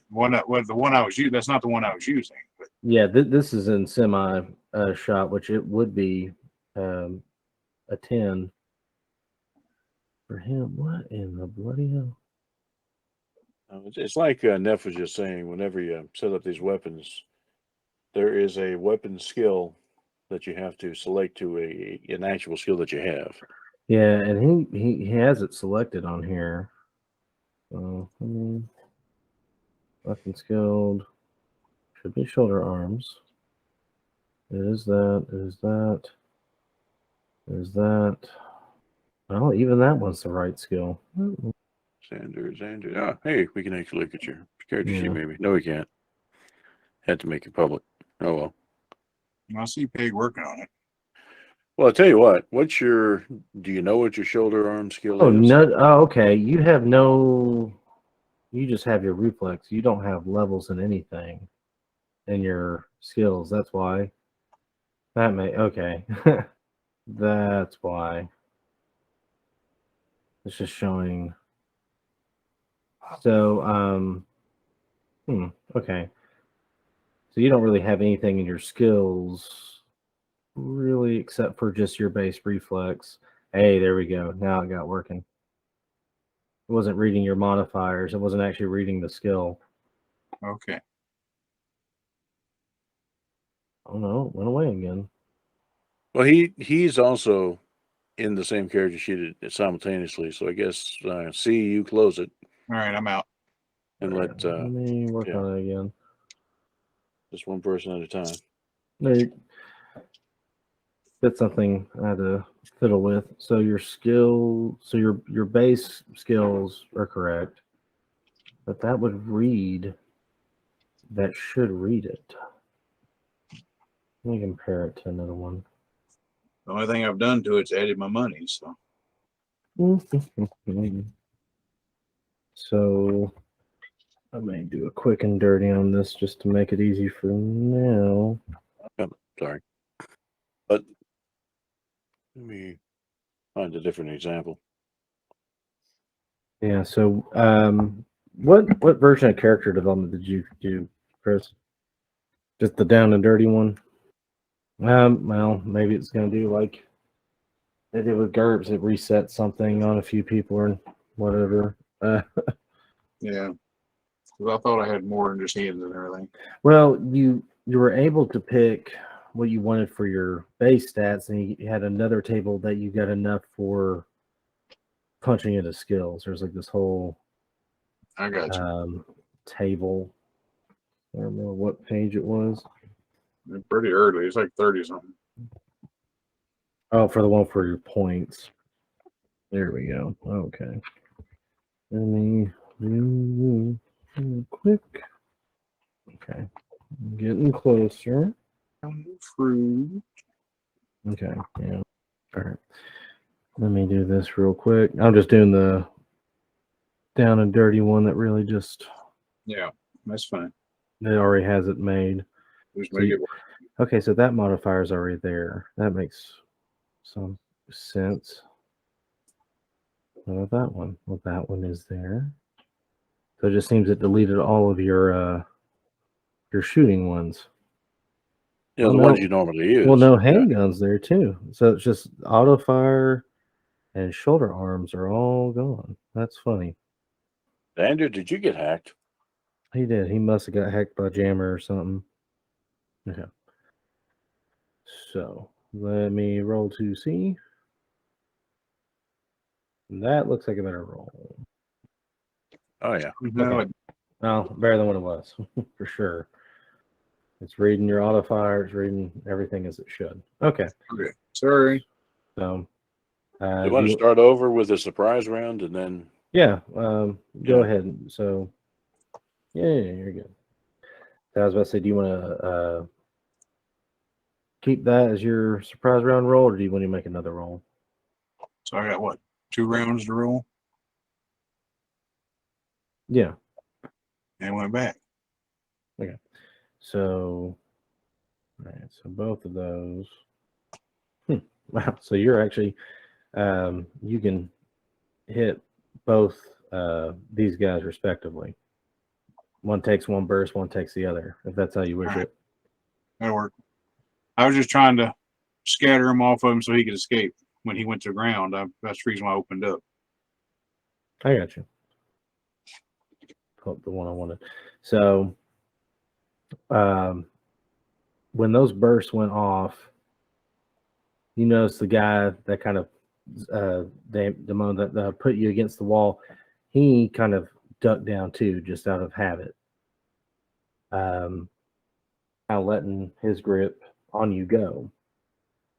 So he's not really holding you down or anything, but you see him kind of has that phone still in hand. He clicks a button on it, and he kind of he starts barking orders. And he is actually going to respond with a shot toward Xander. They just see him pull out he actually just pulls out a pistol. Well, he definitely qualifies as hitting you. Evade if you want. Hey, you rolled several times. Oh, okay. Several times. It's not showing up on here.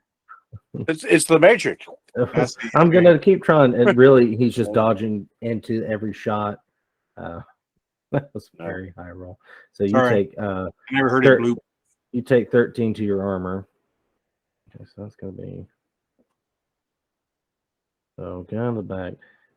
All right, at that point, next guy, he actually is going to grab Damone. He's going to attempt to grab Damone. So let's do a blah, blah, blah. No. No. He is. Yeah, he's going to try and grab you. So I guess I need to do oh, he grabs me. Okay. So he grabs you. He doesn't have a weapon or anything out right now, but he grabs you kind of. He's wanting to keep you in a lock because he doesn't know what you're about. And that's what he's going to do. Who's my next one? Okay, so the next guy down here. So, one of the ones just got shot earlier. He's a bit peeved. You know, grunts, and he looks at you, Xander, and he pulls out a rifle, and he looks at you. And he, at first he's like, "Put it down, put it down." He's kind of holding back. His boss already shot at you, but he's hoping you kind of see different. Damn cat just got to destroy everything. And then pits a fight with the dog. And I'm still doing cartwheels sideways. Yeah. But that's all that one does. He just says, put it down to you. He's wanting you to stop, and he's kind of looking around to see who else gets involved. This brings us to Luke. So we're not standing in a crowd. I guess I will unlimber my shotgun. Okay. So, Ludwig, what do you do? Or do you just sit back and watch What's the the carnage? movement speed? I don't know how far you can move in around in this. Is it like 30 feet, like normal in D&D, or? Yeah, kind of. But how it goes, you can move, shoot on your way to your path. You just have to end up where you're going. So normally it's by your square. So it's if your move's 3, add 2, so you can move 5 squares. And in that movement, you can stop halfway, fire, and move to the remaining 5. Okay, so if I have a move 6, that is the number of squares. Yeah, I don't see squares. they're kind of faint. They're really faint. There's lines. All right. But I'll shoot on my way to getting behind this building right here. Because I don't want Xander to have all the fun.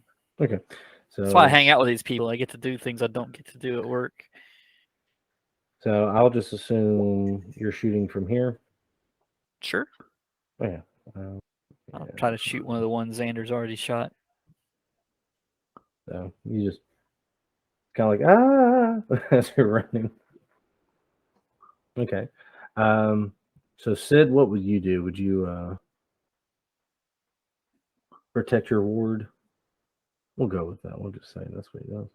So can he reach? Well, hang on. Yeah. I'm sorry. I didn't realize I was muted. So, so yeah, I'll follow him. Okay.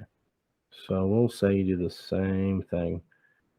Come over here, fire off a shot,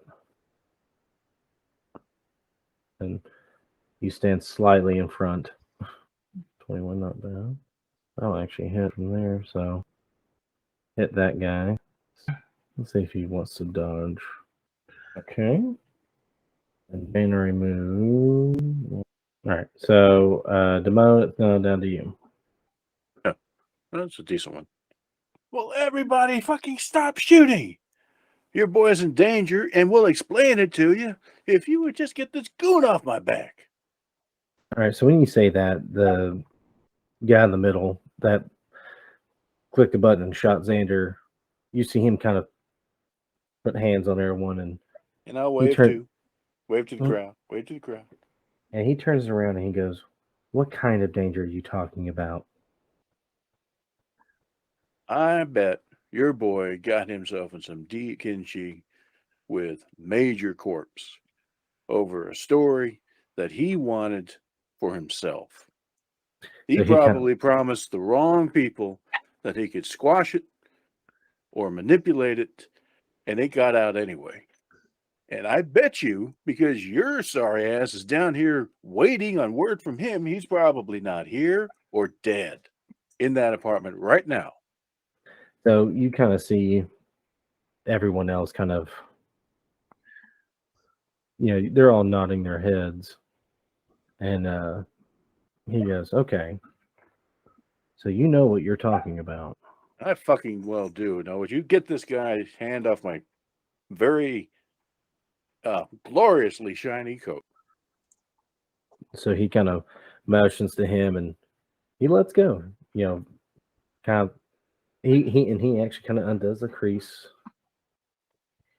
Thank you. And when he does, then later on you see the one guy, he actually clicks a button on his agent phone and he kind of puts up to his ear and goes, "No, call him off. It's fine." Click. He was calling in a strike team. Yeah, I bet he was. This wasn't going to go well. So he looks at you and goes, "Look, the situation is you're absolutely correct. He made promises to the wrong people without notifying anyone, fucked up, and we can't get him. We don't know and have not heard from him at all. His father is a highly connected individual, as you can tell." He kind of points to everyone. Like, we are definitely the people to get someone out, but we can't get in the building. What do you mean you can't get in the building? I mean, we are locked out. It's as if someone pulled a certain switch or made a certain call to make it seem like it's in an emergency mode. So, what do we know about that? And just general area knowledge. How does that work in these complexes? So a lot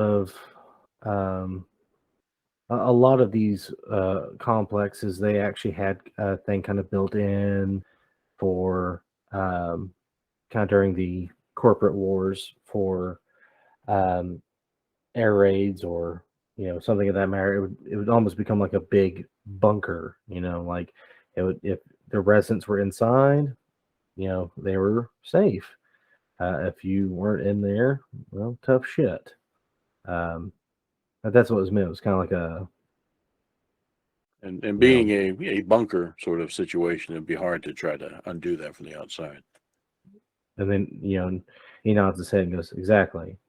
It's like, now we got net runners right now trying everything they can to get us access. So either A, whoever's done this is still inside, actively,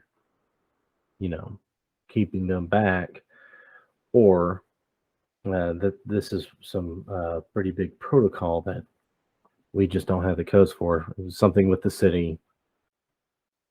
He kind of shrugs his shoulders, like, I can't really. Yeah, it's all over the head anyway. It's government crap. I get to get the pig. Well, look, man, we're here because a friend of ours is caught up in this shit too, and we just wanted to talk to your boy to find out if he could help our friend. Still want to talk to him. You need him alive, and so do you. So let's work together to work this out. You got net runners working the net and all that crap. That's great. But what can we do here on the ground now that we're here? As there are other ways in. And he's kind of standing there and goes, "Well, there's the roof." Oh, hell. Always a damn roof. It's like, now that's a high roof. And he's like, "And I wouldn't know what you're looking at." It's like, it could be anything. It could be a small ventilation shaft. I don't know what you're really looking at up there. I don't have blueprints of this building. I wouldn't be able to help you. I can only help you from down here, what I can get you from my people. And is there like a way below? I mean, this building has access to utilities and stuff like that. I mean, you got the sewers. I'm in the main drain. A look of panic almost comes over 3D at that. I am not tainting my glorious suit with the sewers.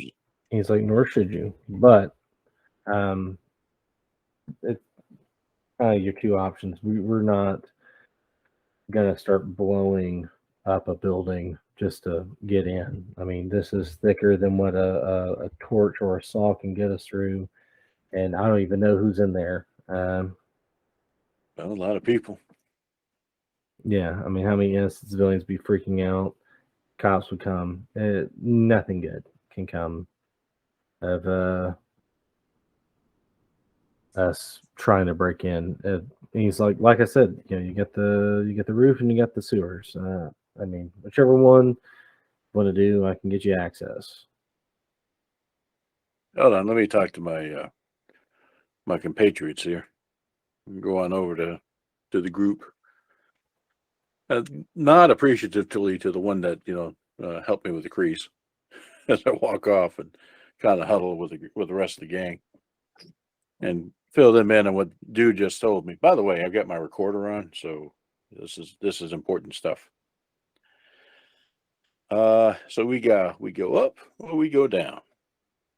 Yeah, not the sewer. Okay, I'm with you. I would prefer the roof. I don't like the climb. Maybe there's like an automated way up this steel contraption. Window washers and stuff like that. I ain't that clean. Yeah, that's true.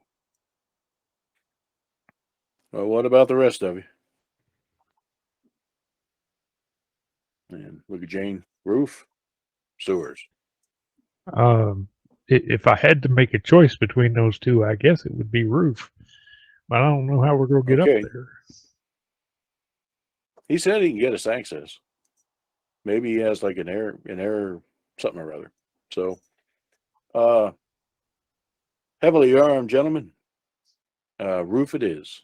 So you said you could get us access. What did you have in mind? I can get a bird in here. Hallelujah. No climbing today.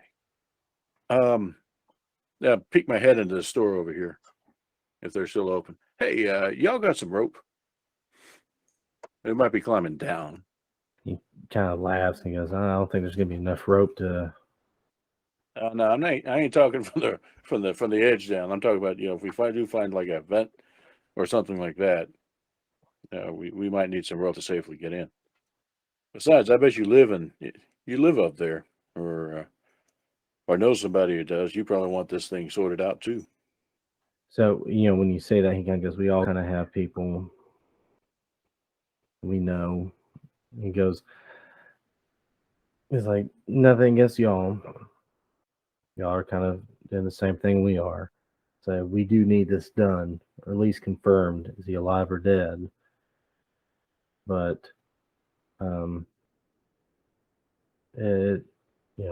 this is more, if we don't do this, or at least get an answer, we will be in ditches. Okay, well, it's good to know we're kind of in the same boat. He goes, yes, we are in the same boat. So eventually, you hear him, you see him click that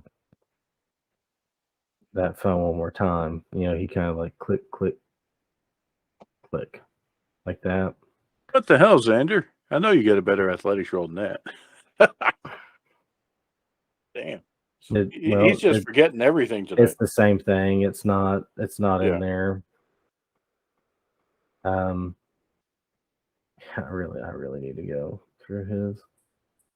So y'all are kind of standing out there just minding your business, and he kind of looks up and goes, here it is. And a VTOL shows up and just comes in and lands. He goes, and you see this guy kind of hop out a hatch and goes, "Did someone order a pickup?" And I don't think a pickup would get us to the roof, but that VTOL might. so There's nothing a Ford F-150 can't handle. That's right. All I need is a cable and a winch, and I'm good. And the damn truck is hauling itself up backwards up. Exactly. Right, okay. So, so Xander would know what this is. This would be a Militech Manticore, which is kind of like their thing of choice to use for pickup and drop off. Thought I had a picture of it already. So a lot of times these have been used. A lot of times it's almost like it's a big hovering car. Sometimes it's just this big brick. VTOLs are kind of like how we think. They're they don't need wings. Oh, here it is. They don't need wings in Cyberpunk. There it is. It's just a big black brick. I saw that thing fall to the ground, but does this actually take off? I've never been in one of these before. Magic.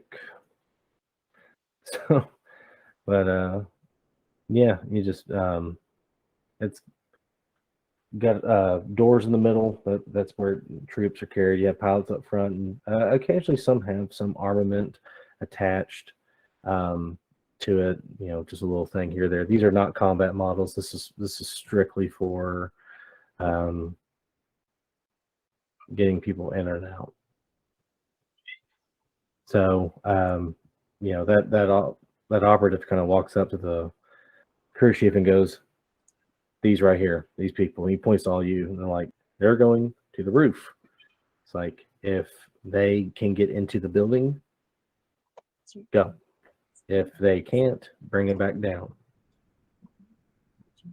And he kind of goes, "What about my time?" It's like, I don't give a fuck about your time. Like, you're on my time. It's like, take him to the roof. Like, You if they got make it, a phone or something that we can contact you with? so he actually immediately hands you a communicator. It's like, "I'll get me." Got it. Like, let me know what you find. If you can get in, perfect. And I'll radio him off, because he may leave you just to, he's got other things he wants to do. In the background, Lud will lean over to Sid and, quiet enough to no one else will hear, will ask, "Is that made by the people I think makes it?"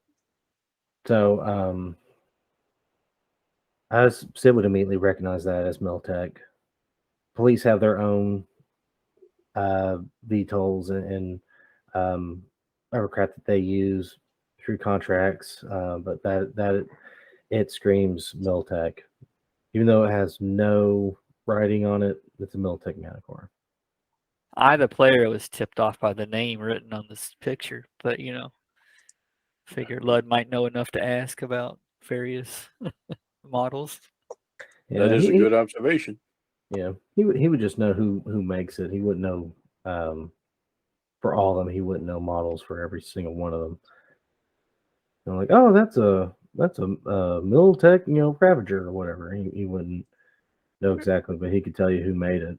There's no way no corporation doesn't have some kind of symbol they put on everything, even if it's supposed to be Black Ops. They're like, yeah, they won't notice this little Nike swoosh, Yeah. The arrogance. We got to put it on there. No, we don't. Yes, we do. There's a whole highly paid art department that comes up with figuring out these black on black logos, right? Exactly. Yeah. It's like, we paid a guy. We paid a guy good money. Okay. So shortly thereafter, we lost C. Oh man. See if he comes back. No, he attempted to roll his video, stay connected, and it went to 0 2. There he is. Welcome back. All right.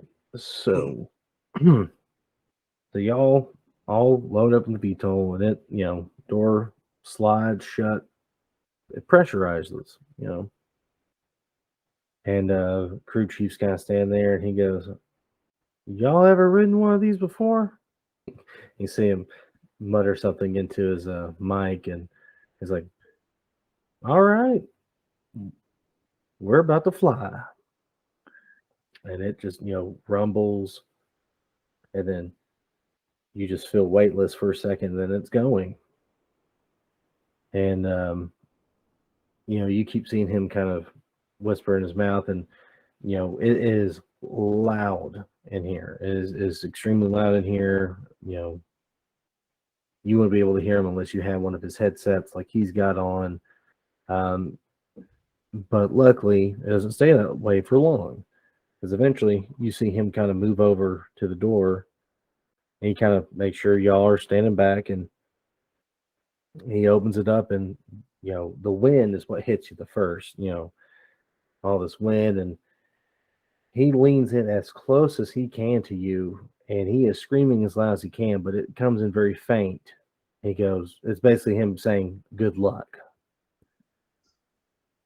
And, when you look out, there's the roof. And he can't land. It's not big enough for him to land, but he's hovering above it where you can jump out. So need some athletic rolls. This will be fun. It's a long way down. Oh, there it is. It's a long way down. And with a roll like that, I'm sure I broke a heel. Okay, we'll do. I don't think that's all you ought to be worried about breaking. Let me roll Sparky. You actually might need him. Okay. For Sid's roll, we'll say he made it. There's something wrong. His skill's not calculated correctly. Xander just kind of walks off, rifle in hand, just keeps walking. Damone and Jane, when y'all get off, you are swept off your feet by the wind. You gotta think, you're high up. This thing's got engines that's blown, its own form of exhausted wind.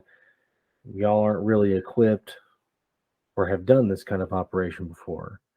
So y'all are blown off your feet, and you kind of roll for a bit. See, what kind of roll would you make? Do another athletics. What could go wrong? Okay.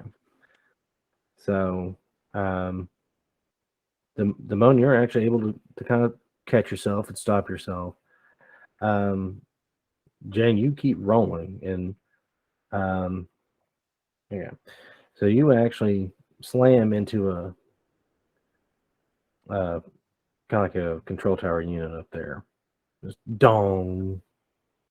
You take a little damage. I think about 5 hit points off. But that thing stopped you from going off the edge. So at that point, everyone is kind of shaky, standing up. So this roof, you have your control tower. There is what looks like a maintenance elevator to get up there, because there's stuff you got to work on up there. That there's a call button up there. There's also a control panel on it.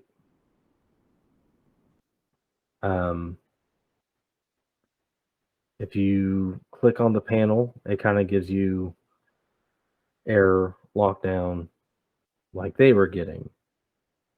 You do have this control panel. You also have access to power, and there is ventilation up there. Is there like a stairwell access where there's an elevator? There's usually a stairwell. They're right next to each other, and they both kind of have this what looks like locked error on them. Yeah, this sounds like if we want to attempt to go in through either, I think we should try the stairs. And this sounds like a job for Sparky. So actually, let me pull up his sheet. And if this fails, then climbing through ventilation shafts. So let's see, what does he got? I still like the idea of a rocket to the door. Okay. Well, it's like the guy down below said, right? This place is too tough for us, that sort of thing. And On a ground level, maybe. Okay, let's see. What does he got? So, well, picking lock won't really work. What do lawmen know about building lockdown protocols and bypassing them? So, Sid would know what is going on here. So, a lot of times buildings like this will do this as a drill to ensure that this tech still works. That way, it's not like, someone's walking along and this giant steel wall crushes them to death. But this is something, this building, the people in charge of it, like the maintenance department, they would have their own code for access in and out. The city, it's almost like it's attached to the city power grid, and that's about it. The city doesn't have access,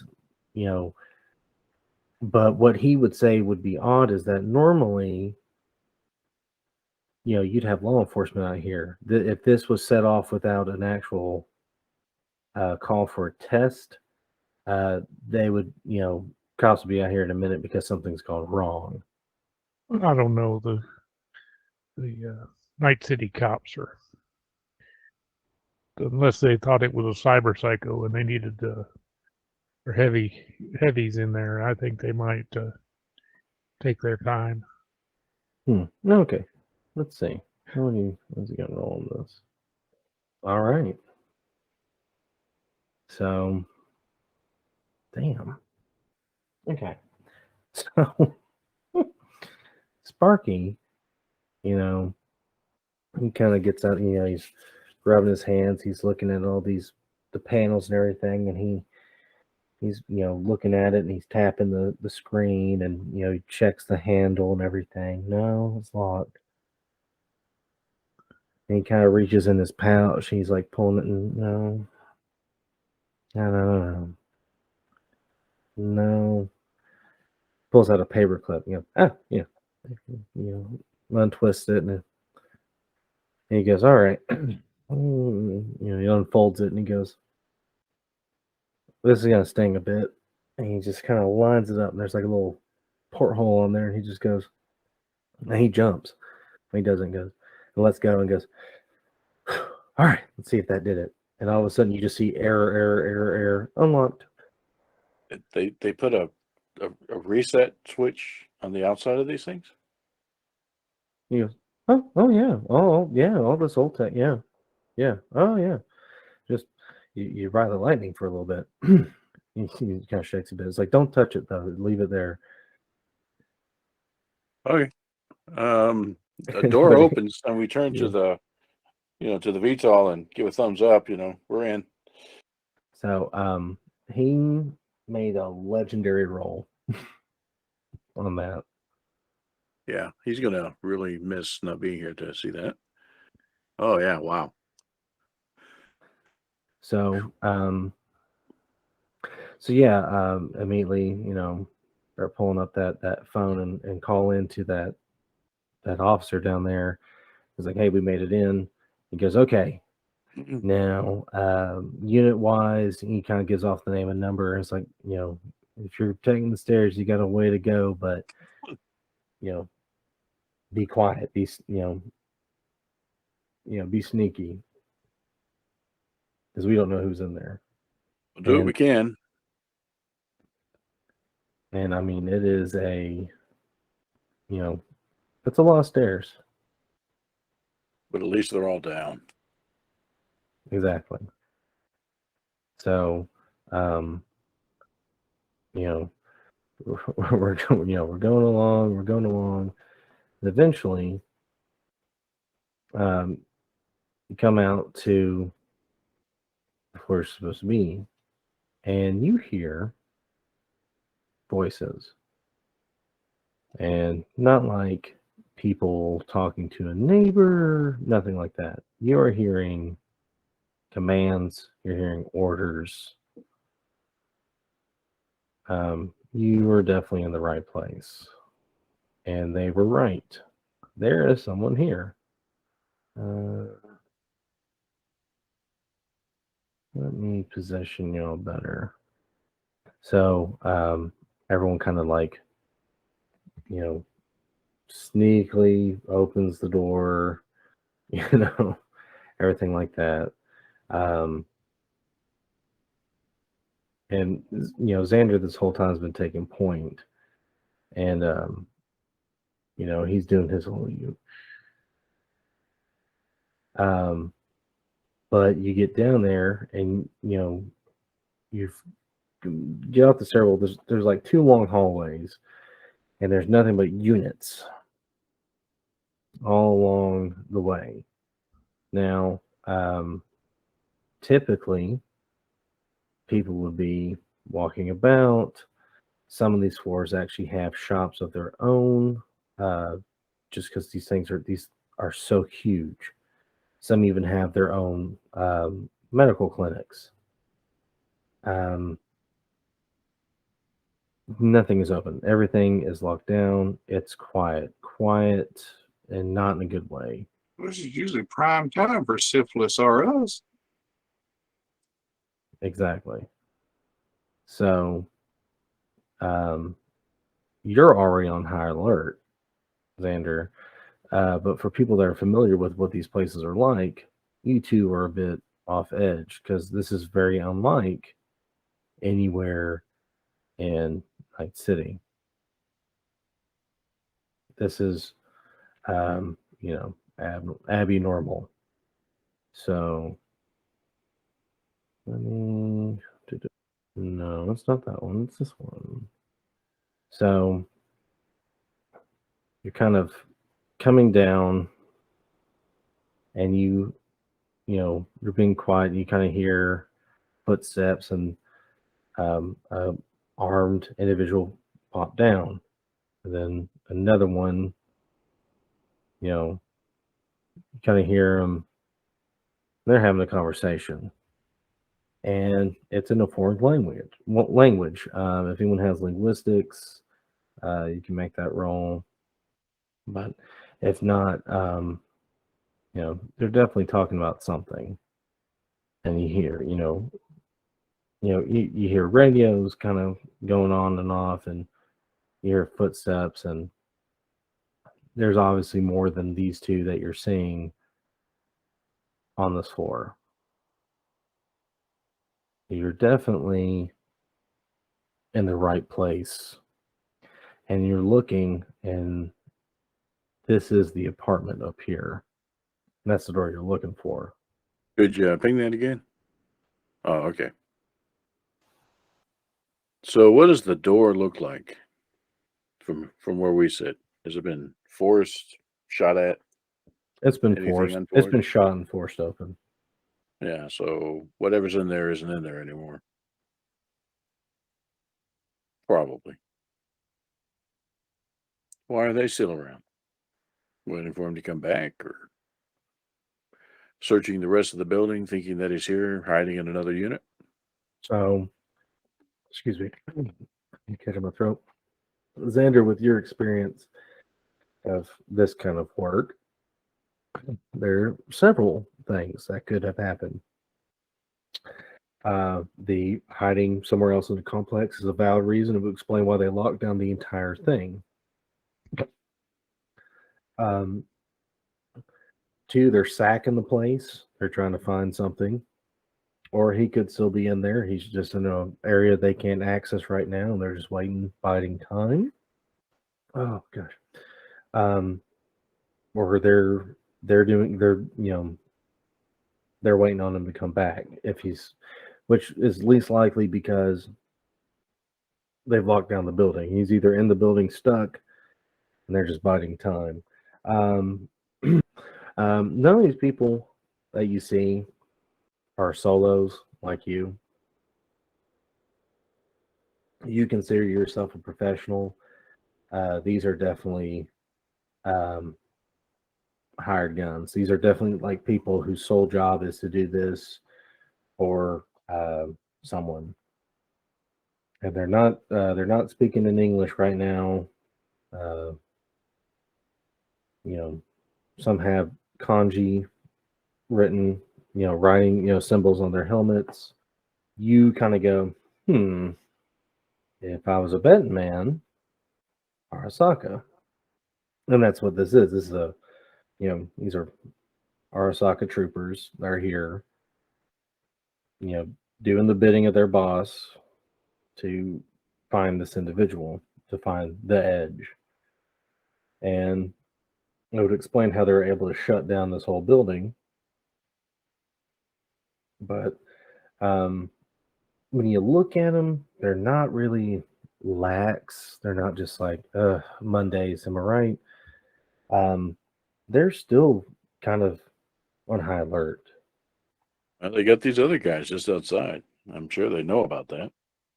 Besides, yeah. Well, we kind of need to see what's inside that room, if to kind of determine which of these possibilities it is. They are patrolling around, are they not? Or are they? Kind of. These people are sticking kind of close to this intersection. Because this is kind They of would definitely see anybody trying to approach that. yeah. Okay. Well, I have a thought, but let's hear yours first. Lud looks at Damone, says, okay, so you got Arasaka in the building, Militech outside. We know the Edge was working for Militech, and we kind of want him out of the picture so that our friend back at the club can go on with life without being bothered. So maybe Yes. help these guys in here find him before the guys outside save him. Well, we need to. All that goes back to we need to know where he is and what his situation is. So you don't have a bad point, because it seems obvious what he tried to do was promise Arasaka that he could squash it, or that he had dirt on Militech, and they, obviously he couldn't. So, yeah. So we still need to find a way in there to see if he's alive or dead, hold up, or we need to look elsewhere. I wonder if he sold it as blackmail to Arasaka to use against Militech, but then it got leaked anyway and became worthless. And there's, yeah, right. He promised Militech to squash it and couldn't. It depends on who his dad is. And either way, he's got both of them, not happy. So, do we sneaky up to this door? Is there another way into this apartment somehow? We just want to take a look inside. There's probably somebody in there. I mean, another complication. So typically these apartments are, not connected to one another. They have a pretty thick wall between them. You could blast through one wall into another, but I don't think that'd be a best shot. It does seem like as you're watching these people, they're just kind of hanging out. They don't really look like they're going to leave anytime soon.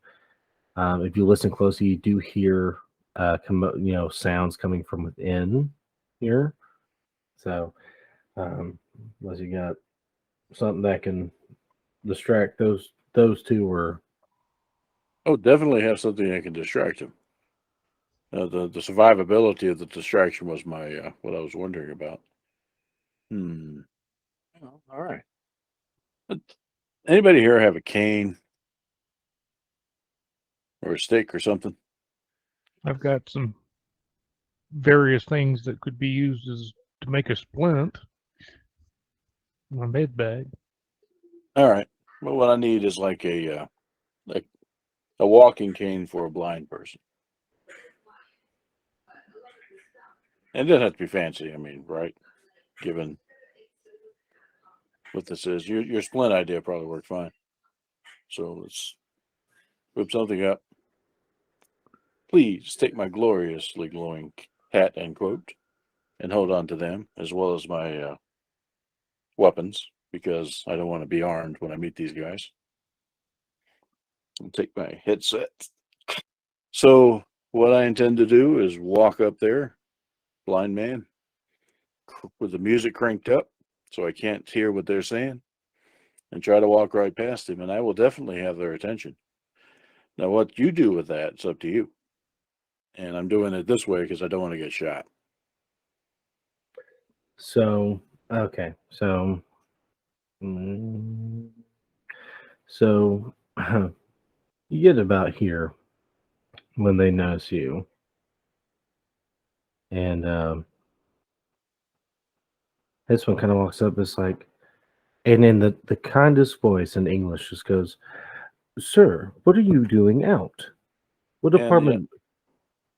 And I can't hear him. I literally can't, because I got this thing blaring, go bam, bam, bam, and I just kind of keep tapping forward, So they look jamming back. to my beats. So they kind of look at each other, and they're. So he actually. Let me move you here. So he actually kind of approaches you and kind of looks at you, and he actually puts a very gentle hand to stop you from moving. Whoa. Whoa.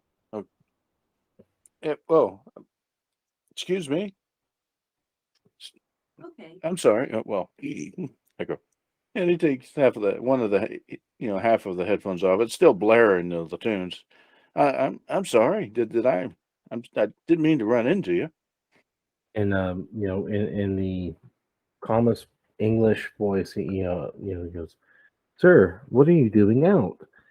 There's a lockdown in effect. What apartment do you live in?" There is. Well, I'm just here to visit a friend. She's just over there someplace, I thought. I So he's know. actually It's like up 7 flights, straight left, right, straight left, left, right, and that's how I get to her. Just have to do a lot of counting. when you do that, he's like, uh, do you know an apartment number by chance, or is it just No, how you she ain't describe never it? told me no apartment number. She knows it won't make any difference. I can't read. So he kind of nods, and he goes, "Okay, um, there is a lockdown in effect, sir. I'm going to escort you to the nearest apartment, and you will stay with those individuals until the lockdown is over. So What I'm going to take you." lockdown? What happened? Are you a police officer? He kind of goes, "Yes, sir. I am a police officer here to escort you to safety while this situation is being handled." Okay. I'll go with you. I don't want to cause no trouble. So I'm escorted away, and I take one of them out of the picture. Okay. So he is actually going to take you. He's like, as he kind of whispers something in Japanese, and he kind of brings you up this way. Now again, this is the rest of you. You can make your move or not. So for everyone else, Come you just see one person left at the corner while Rudy is being kindly escorted kind of away from you. Now you can't really see what he sees. You just see this one individual. So what do y'all do or want to do? I mean, I look at the others. Do y'all have a way of doing something quietly? Looking at Jane, the med tech, maybe they have, Anesthesia. something. Yeah, I probably have something, but I'd have to get up, where's my. I mean, yes, I would have. I've got. It's one of my specialties under med tech. It's med tech pharmacy. Oh, Mickey, you're Now is that injecting them with something or? That's probably going to be something that would have to be injected. Yes. Okay. So So they are distracted because this person's now watching 3D be escorted. I'm sure 3D's kind of hamming it up. He just kind of Do-do-do. Click, click, click, click, click, because you're wearing heels. Click. Or did you take them off and you're wearing barefoot on this floor? I'm probably taking them off because I broke one of them. Mm. So just like do, crack, because you would know where you're putting this, and you'd probably jam as hard as you could. And they're not wearing anything that would prevent access to the neck. These aren't the hardcore Arasaka troopers. These are. Yeah, so while that's going on, I'll be asking my friend here. So what sort of music do you boys like? I know a whole bunch of music. And he just starts belting off, he doesn't have a sax with him, so he just starts belting off some blues. I'm sure he's like doing kind of like dancing to it. And the guy's, he's not tightening his grip. He's staying very gentle with you. And he goes, "That's very lovely, sir.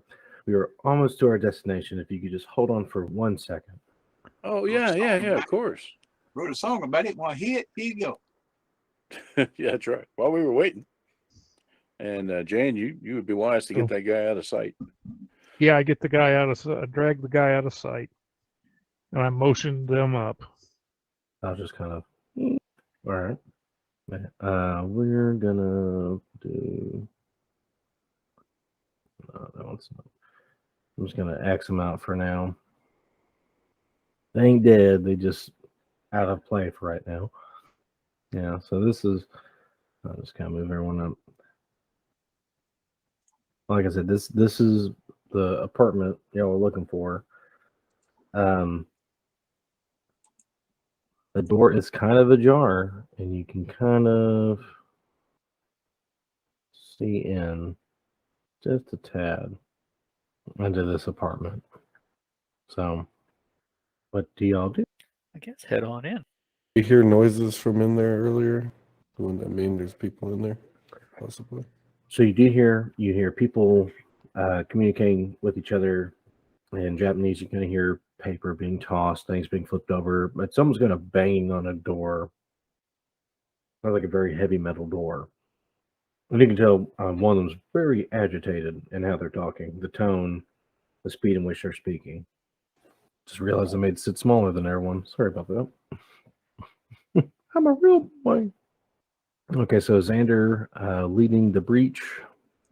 Okay, so are you going loud, or are you kind of slowly going in there? Oh, I'll go in at the ready, but I'll just kind of step in, check my corners. Okay, so corner one's clear. You already saw the other corner, and straight. We're gonna do this for everyone. So okay. This is a very large apartment. The banging sound is coming from this individual taking a crack at this door, and this person up here has kind of been flipping stuff over, not really paying attention. What do you do? I'll step forward. Oh, you need a hand with that? You just scream out in surprise and basically, All right. Is that going to be a melee weapon or a brawler? melee weapon using. Well, you matched. All right. Well, let me pull this up. I don't think that. Sorry, I didn't mean to skip you, Xander. So, all right, you attempted the butt stroker. What do you do next? I'll try it again. I'm trying to be quiet. I think you're kind of past quiet. How much? All right, so you clocked her. Roll a d6. What kind of damage would butt stock do? Roll a d6. Oh, okay. I didn't hear you. I'm sorry. I'm still blipping real bad. It kind of goes, And now, well, she gets to go. And she was beating on the door with this. Don't worry about it. You could probably easily beat a 2. Hmm. All right, so you're both just kind of standing there, staring at each other. Yeah. Okay. but she back here is gonna see what's kind of going on, and she's gonna run up. She doesn't have a rifle out either because she's been flipping stuff. She's gonna try and smack you in the face. Oh, evade now. You make me- Yeah. So you're like, "Woo." Everyone's kind of dodging. So, 3D, the man escorting you, he kind of takes you this way, and he goes, "Okay, sir, we almost have you at your destination. Now, as I said before, when the lockdown has been lifted, you are free to go to your friend's apartment, and mayhaps individuals in this unit will help you. I appreciate that you've been staying calm this whole time." No, officer. I appreciate all the help you give me. Where is it leading me? Like an elevator shaft or what? Mhm. It is? No. Hmm. It actually it's an elevator. He is taking it's the shaft, but it is an elevator. Oh, no, serious. I appreciate all the help. I mean, I've had. He's gonna ham it up. He's just gonna try to stretch it out as long as he can. I've had some run-ins with the night police. It's this typical sort of thing, but some of them are straight shooters, just like you, son. I mean, you come across and you just helped a man and had no hesitation whatsoever. I mean, can I have your name? I'd like to compliment you to your what you call it, sergeant, and let them know that what a great job you're doing here. It's like, that is unnecessary, sir. But if you wish to have my name is Bob. Bob, okay. Well, thank you, Bob. Man, it's been a real pleasure. Yeah, and it doesn't stop. And, my friend, she has a real hankering for like for lasagna, and that's usually what when we go and we're going to have a meal, that's what we're making here. Why don't you come on by? She's probably got some ready right now, locked down and all. She hadn't had a chance to eat it. The lasagna that she makes, it came down from Southern cooking, and I tell you what, it's just not going to stop.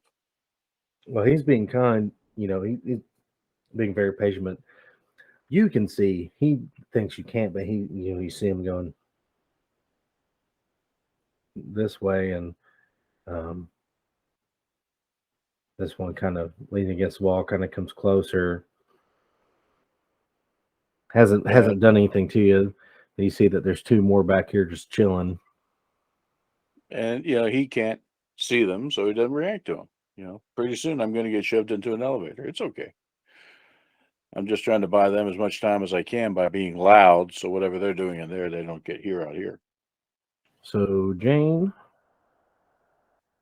okay, you're going to the help. All right, so when you go in there, you see. All right, we'll say it's that one. It's gonna take forever. Keeps swinging, keeps evading. Oh my lord! Back to Damone. So it's like a typical action film. There's people trying to get the upper hand in one room, and no one knows about it. And the comic relief. And I tell you, my mama, when she would cook this stuff, boy, you wouldn't believe it. Some of the spices and the herbs, they were from all over. Now this is back before the corporate wars, and on and on and on. I just realized Sid and Ludwig weren't even on the thing. Unless something went weird. I rolled, but it didn't go on there. Yeah, I got you on there now. So go ahead and Blood, if you want to go ahead and do what you were planning on doing. Well, I was going to get in there and see what's going on. All right. Basically, it is a melee. Xander and Jane are trying to get the upper hand of these two operatives, and none of them can get the upper hand of the other. They keep going back and forth. Can I grab something to hit one with from behind to help? Okay. What skills do you got? Let me see. Roll your melee weapon. All right. You actually got him. Roll 1d6. It's over to hear one of those quarter-size stormtrooper. Yeah. It was a custom-made statue. It was cheaply made statue. Paper mache statue of Captain Phasma. Yeah, exactly. All right, and I'll assume Sid wants in on this melee as well. Sure. Okay, so we're gonna you see your boss smack a hoe, and you're like, I shall too. Well, you swing. All right, this is gonna be very comical very soon. Okay, so back to Xander.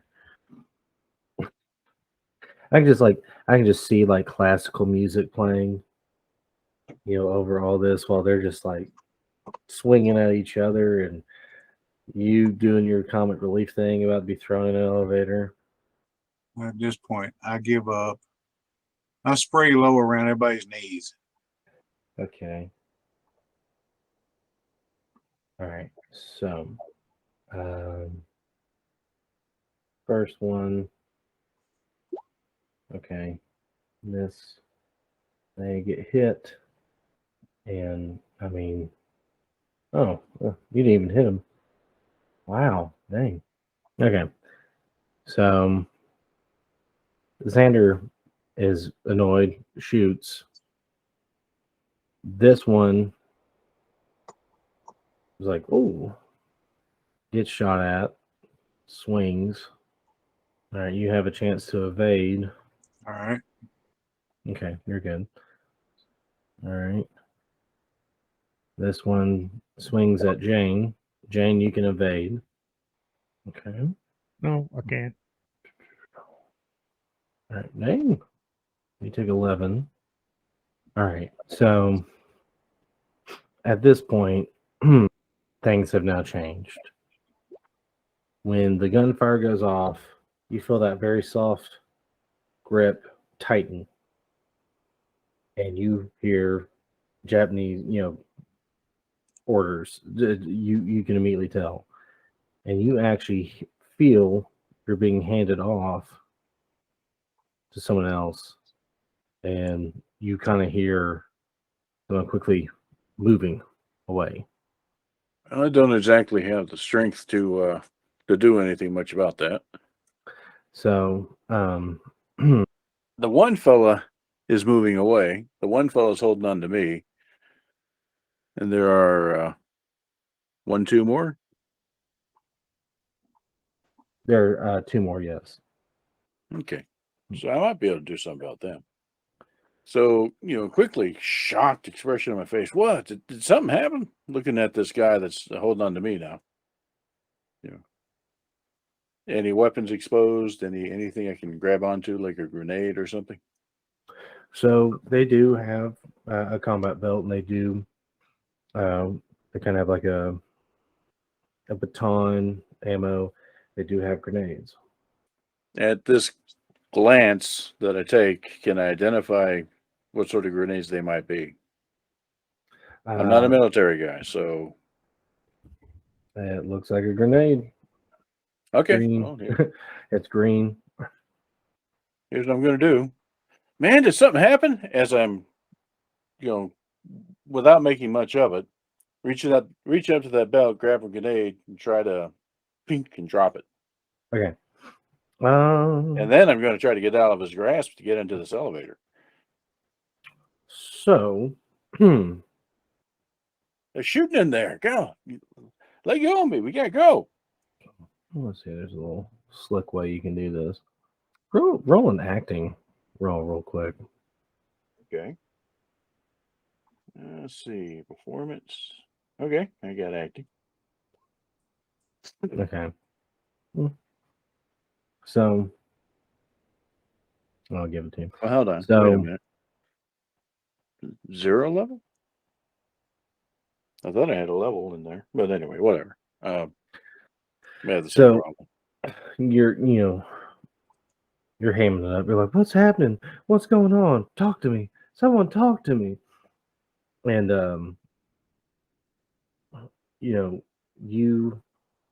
are reaching all over them, and they're like, sir, trying to grab your hands, and you kind of reach by that pin and just pull it real quick, and talking. They don't really hear the Okay, now it's full on real panic. You scramble into that elevator. and that's what you do. So this person kind of goes, oh, whoa, whoa, whoa, whoa. And just hit the deck. So they're like, where's the pin? Where's the pin? Versus in Japanese. Oh, no. I want the thing. Thank you. 24. Okay. So this huge explosion just, goes off. And right here. Boom. And this person's just basically pieces. Is right on them. One down. All right, Ludwig. So my masterful distraction wasn't enough earlier. Is that what you're trying to say? Okay. I mean, it helped. It did help. Well, I'll just try one more time. All right, roll a d6. All right. Slowly but surely, you weigh her down. Do we need these people alive? No, you can straight up kill them. Originally, y'all were trying to be quiet, but Xander was like, you know what, screw it, and shot. So we can just pull out the guns now, right? Yes. For me, it's the principle of the thing. We're trying to. Uh, All right, Jane. At this point, we're going loud. Okay, it's about to get loud in here. I doubt it. Yep. Doubt they could dodge that, and that point blank range you have definitely exceeded what was required. That, yep, for sure. Alrighty, neat. Still standing. She ain't looking so proud no more. All right. Now, Sid looks at everyone, goes, "It's about to get loud again." I pull out the shotgun too. All right. All right. Let's see. Oh, okay. Got shot once. Just turned sideways. It missed. All right. Huh? Well, you're looking up like you're looking at me. Okay. Definitely panic mode now because no weapons, and I pissed them off. And I'm pretty sure whoever's left out there is not going to be happy. They're not going to be kind anymore. So he quickly dashes up to the elevator pad and just hits buttons. Get me out of here. Close the door. Go, go, go. Yeah. Do you look to see what floor you're on first? Okay. So, 3 million. Okay, yeah, great. Okay. So closed door, closed door, closed door, closed door. That this gentleman right here kind of does that, goes and door shuts. So you have successfully Yeah. escaped, so to speak. Okay. So ready, Xander. I'll continue on this one. Okay. This time I'm going to try to step back and quit worrying about knees. Okay. That misses. Yeah, I want to point something out here. This big weapon of yours has a penalty at close range. Yeah. So that's what's happening, is why you're missing so much. I hadn't had much time to back up around a narrow hallway. Do you have like a shotgun or something Shotgun. closer range? You Well, got a heavy. You got a heavy pistol. That's Yeah, it. I switched to pistol. It's just Yeah, switch your pistol. Yeah, Redo that. That'd be your best bet. weapons or what? What's that? Take me. No, just re-roll. We'll just ignore that you led with that. I keep blipping. I take a round to switch weapons. No, just shoot it. I'm telling you, Okay. we're pretending that never happened. All right. Well, No, it's you're- not actually. You hit. Now they Okay, Yeah, have look to look at the evade. difficulty value. Yeah, Yeah. it's I much guess. much easier to hit. They just happen to evade. Yeah. Yeah. But that's the problem is when you look, this one's meant for close range. Yours is sweet spot was 13 to 25. You had a lower Yeah. with that auto fired. I think semi is even better. Yeah. Yeah. It was just close range, and he didn't have time to switch. So all right, this one's swinging at you. All right. Now roll your evasion. You're good. Yeah, that Desert Eagle has melee weapon on it, so Yeah, it does. Look review at that. some of this stuff. Unless you're smacking them with it, that could be it. The slug is so big. Maybe that's kind of the melee hit. I guess. All right. Sorry, I just had to reload my Oh. screen. Okay, Xander, you just evaded into the next dimension. Yeah. Yeah. I backed into the bedroom nobody could get into. And you briefly show up in the elevator, with 3D. It's like, what are you doing here? Passing through the atmosphere, you didn't see me. Yeah, that's right. Sorry, I had to completely reload everything. Don't know why I had to do that. Come on now. There we go. Okay. So this one's swinging at Jane.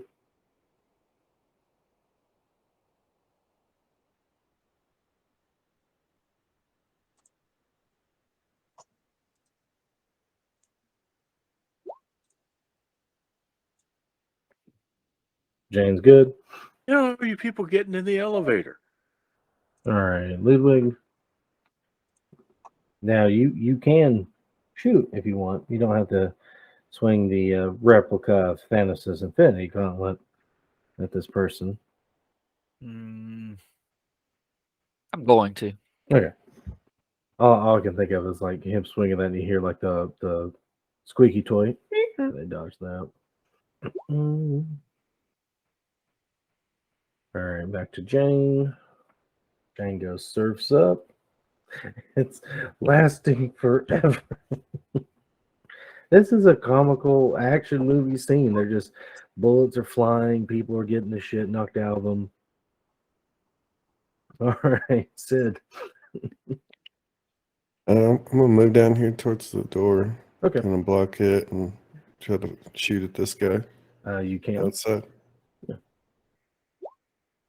Neat. So that guy walks up and gets a nice sack of buckshot in the face. Really, these are slugs. All right, cool. He's feeling the love. All right, Damone, you are riding the elevator. I gotta wait till it stops. Yep. All right, back to Xander. So I guess I'm still capping. Yep. Yeah. With me and Jet Li going on this hallway. I mean, literally, it's just like really all I can think of is Equilibrium, where they literally have the gun at like point blank and then like dodge last second, then flip the gun around to shoot and then like dodge and like this gun foo. That's all I'm picturing right now. Yeah. Like you should have killed this person multiple times over and they have not died. And they're just swinging a stick at you. Instead of killing them, we ought to offer a job. Parts. At this point, you might as well. Go ahead and roll an evasion, Chris. I mean, literally, Xander and this one operative have been going at each other and missing. He is evaded again. She has swung and he's evaded. He has shot and either missed or she evaded. My God. She needs to be a named, At this continuing point, character. Yeah, this is going to be a character that smoke bombs and escapes. This is like a Kill Bill thing, right? Yeah, exactly. That's against Jane.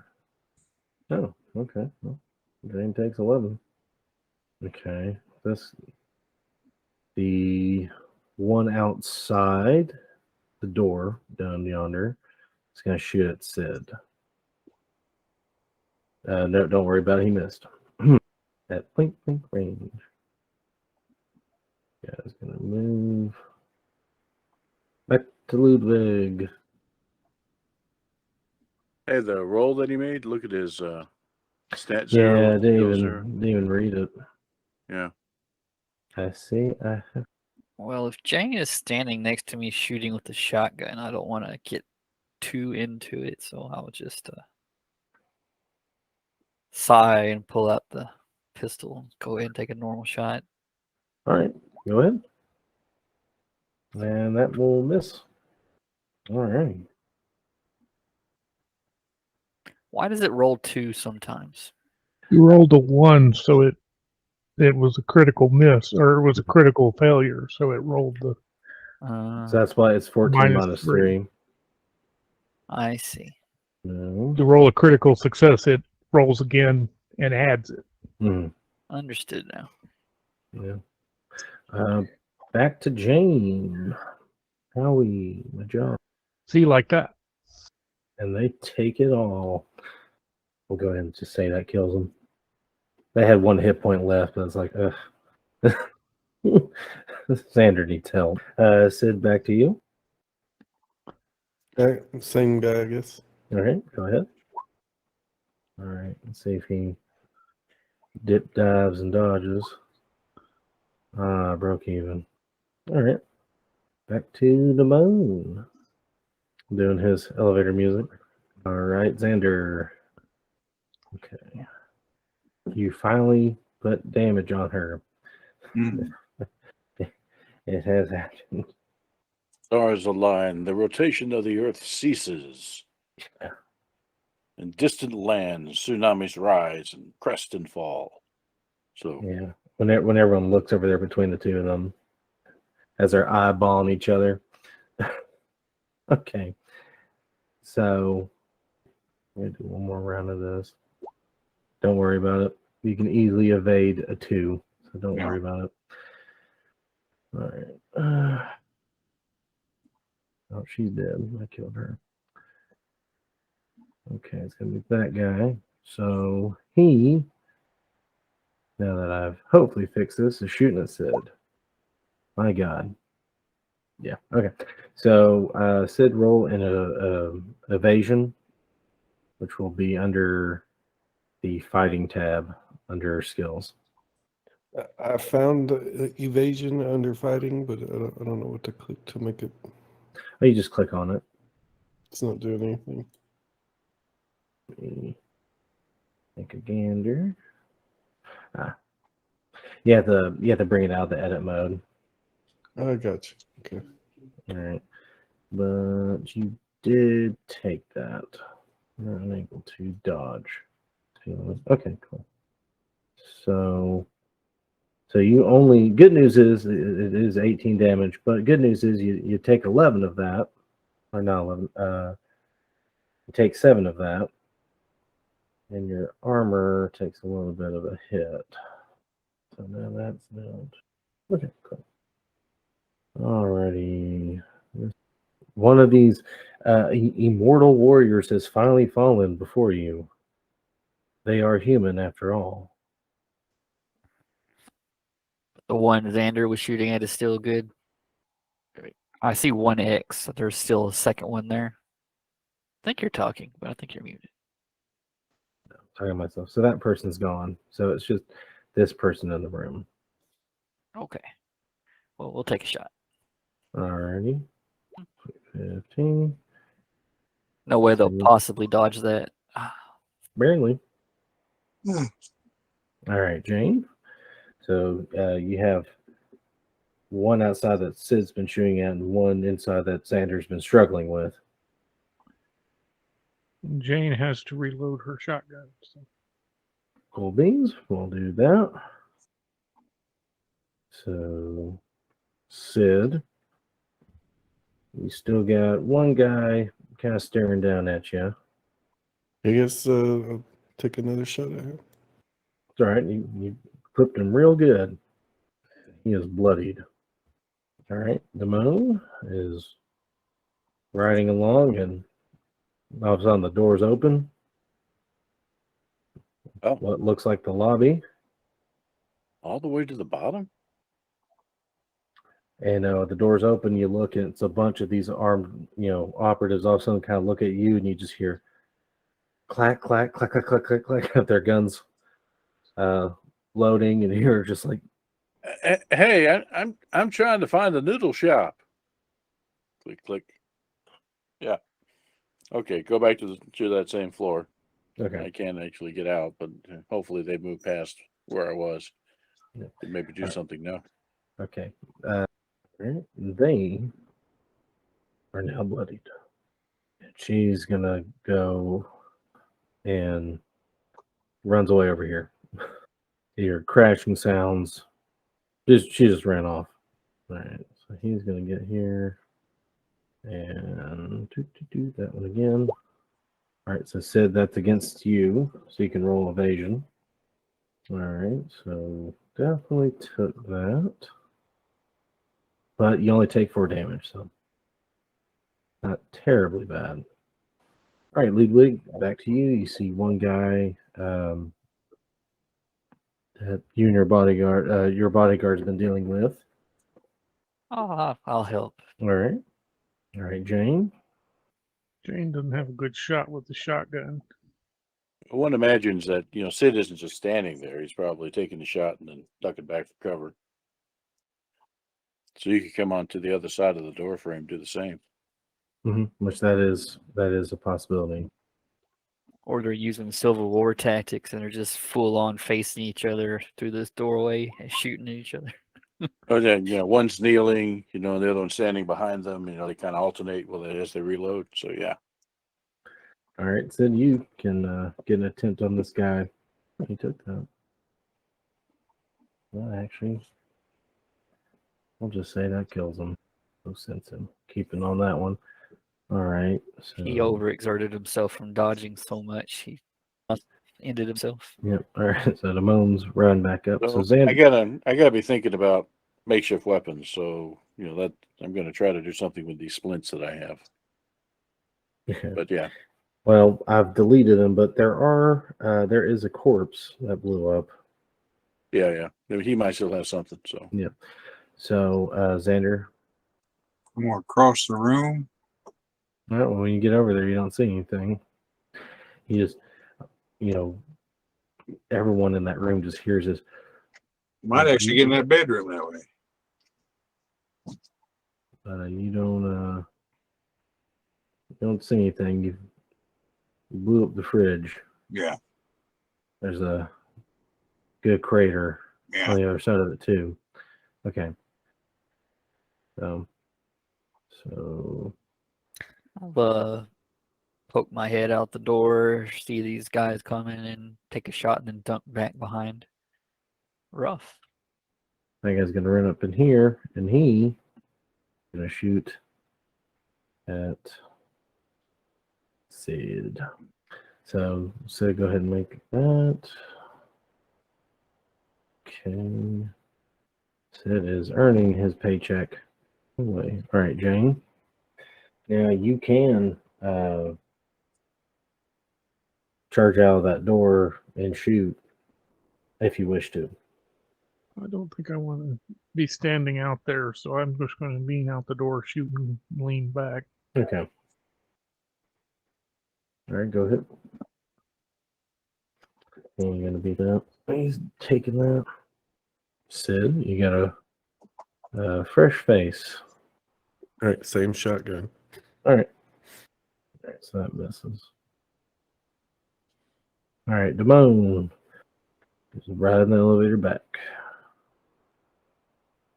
Xander, I'm going to go back to spraying. what are you spraying? The kitchen? Yeah. Or you're shooting up the kitchen? Shooting up the kitchen. Okay. I got one right there. She ran back that way, yes. Okay. But you see nothing. Okay. Well, I The thought that. fridge, Thought that was her hiding right there. I couldn't see. The fridge is gone. That's a kitchen sink, All right. and there's like a little trash can on the map. Okay, I see. I want to progress on in and just see what I can see. All right. Like I said, aside from the kitchen where we're at right now, you see nothing. Maybe I thought I got her with the refrigerator going up. He checks the sights on his pistol real quick, make sure they're not loose or something. Then he tries again. Okay. All right. He's just gonna shoot, and that's gonna go against Sid. It's all right. All right, Jane. Yeah. Sid, you ain't feeling so hot, but you're still in the fight. I might move back and pull out the handgun. Okay, that's fine. I'm back here. All right. This guy is now bloodied. Ramon's enjoying some music. Back to Xander. I mean, there's just stuff. I mean, they've torn through this whole apartment. There's CDs, thumb drives on the ground. Without perusal. I mean, that's what you see. It's all over the ground. I mean, they literally were tearing up this apartment. I'll start heading back down here and try to help everybody else out. Here. Now I'll let you get a far area. You might still be out of range for a single shot of that rifle. I'll let you do it. No, I'll give it a shot. Literally. No, I know. Lud, I'm just trying to speed it up. I'm just letting them take it. Yeah, you hit him. And you kill him. He did. And a new challenger approaches. Now that chick's gonna drop out of the ceiling and attack me again. And that's at Jane. She's gonna be back on another day, Chris, with a name. Yeah, you've now And earned theme music. You've now earned so what I'm trying to think of a rival. All right, well, whatever gets past your armor, that's what you get. That's him. All right, Ludwig, you see a new challenger has approached. Like, didn't I just kill that guy? All these security guys look the same in their uniforms. Yeah, pretty much. Yeah. What's so funny is Logan is watching the Daredevil series in the next room, so I'm getting all the battle sounds through the wall too. And a screaming cat. All right. I'll take that. Jane? Yeah, when I'm just letting these guys take it. It was kind of fun seeing the evasion rolls, but good God. These are just normal goons and they're freaking fighting against Agent Smiths. Yeah, that's why I was linking that rule. I was like, they're all like reflexes above 8. I was like, wow, that's impressive. Yeah, these are just your basic. Because how they wrote it, you have like a theme for all these. You have like some that are just like a goon, a lieutenant, and then like danger, Will Robinson, don't come near. Like that's the cyber psychos. Like just don't do it. They have like 2 mini bosses. One's a pyro, one's an outrider on a bike. And Yeah, they they have were good what do you call it? Promotion opportunities. Dodge enough bullets, they get to be promoted. Yeah. And y'all get promotion points too. I forgot to mention that. Y'all do get point improvements from finishing episode 0. Eric, you can shoot that guy if you want. Or I can do what I can actually do and reload. So Okay. Said you can shoot that guy. Yeah. All right. Ramon. Xander. All right. That guy's bloodied. What's that Jane again? that was me. Mhm. Okay. All right. So, Yay. oh man, like Ludwig just tinkers with the sights on his pistol and just peels around, just crack, one shots the guy. So all that's left when you peer out is the one that Jane made go night night. It's at that time as well that Kind of peek outside. Seems awfully quiet up here, but I don't see goons. Well, I'm going to grab. Hopefully, the guy has a heavy pistol. So he had a very heavy pistol, Howard. a rifle, and a nightstick. I'm going to grab the very heavy pistol because that's what I know how to use. No, right? And then make my way down to the corner and look around and say, whoa, that got bloody. All right.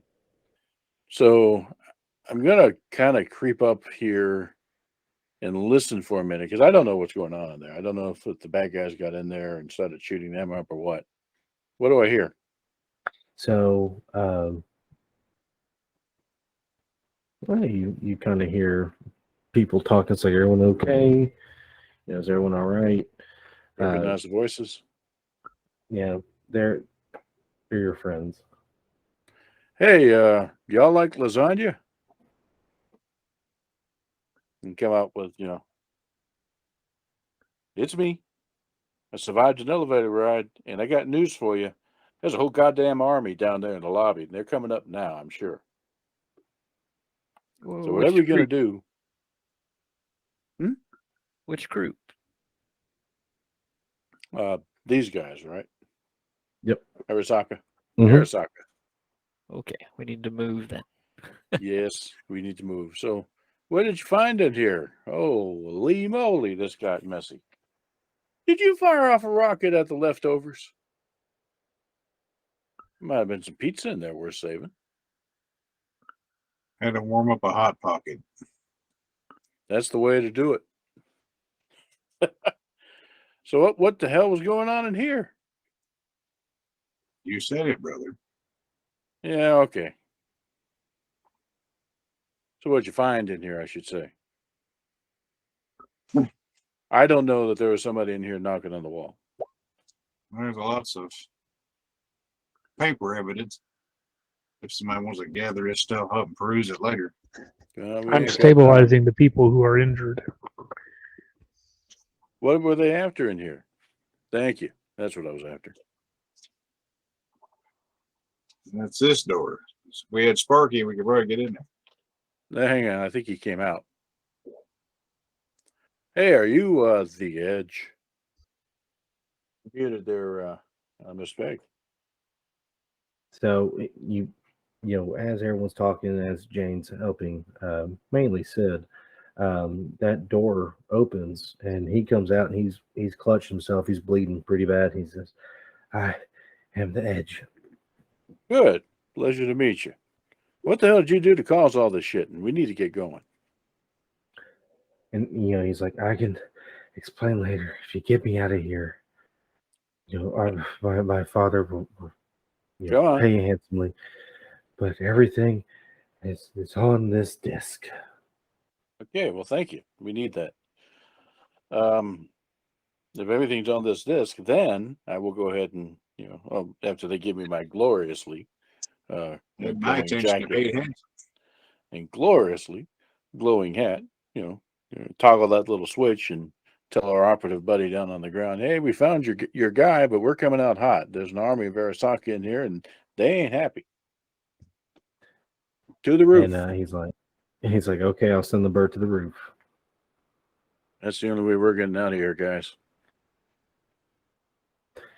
And as you're going up, you hear him go, "Okay."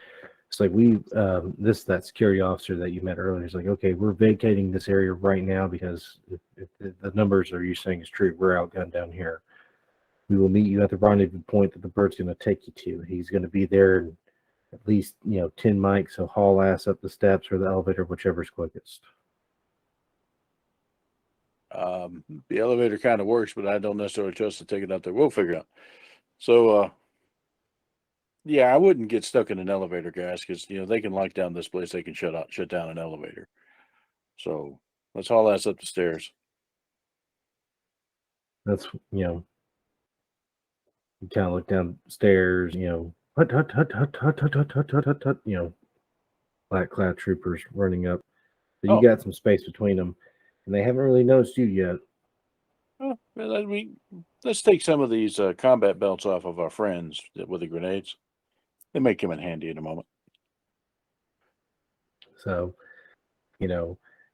everyone's gasping for breath. Everyone's just, oh my God, oh my God,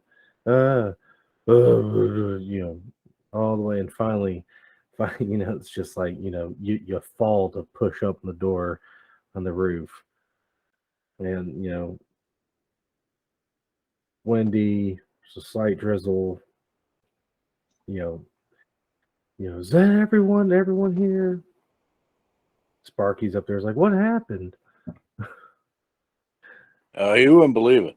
They had like Yeah. dancing ninjas and all sorts of crap.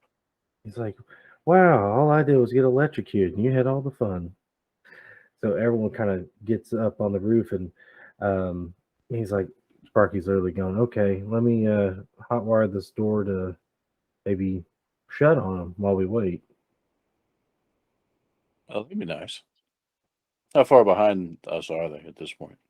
So they stopped first on the floor you went back to, just to be sure. And then eventually the rest will be making their way up. But you had a good head start. Damn. So he's actually able to kind of, it won't hold forever, but it will give them some troubles to get out. Sparky, quick, copy this.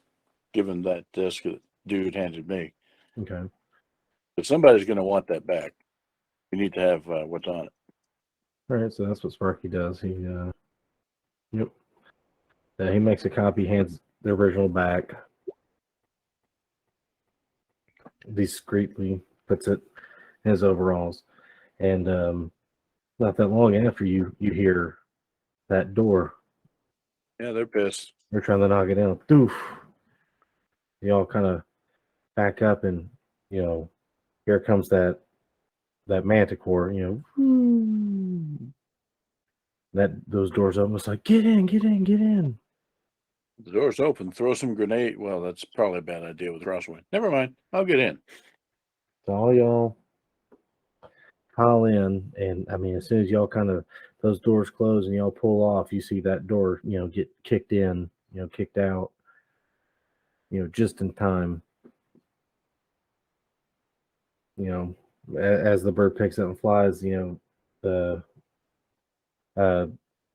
crew chief actually hands you a set of headphones. And he goes, put them on, and when you do, he talks to the mic, and it's still hard to hear. And he goes, "We're taking you to the rendezvous point. Your contact will meet you there." Okay, thanks. And flying off to the morning, and we'll cut it off there after 11. Yeah. It was all that kung fu dodging. That's what it was. It really was. That's why I kind of just stopped. I'm like, this is insanity at this point.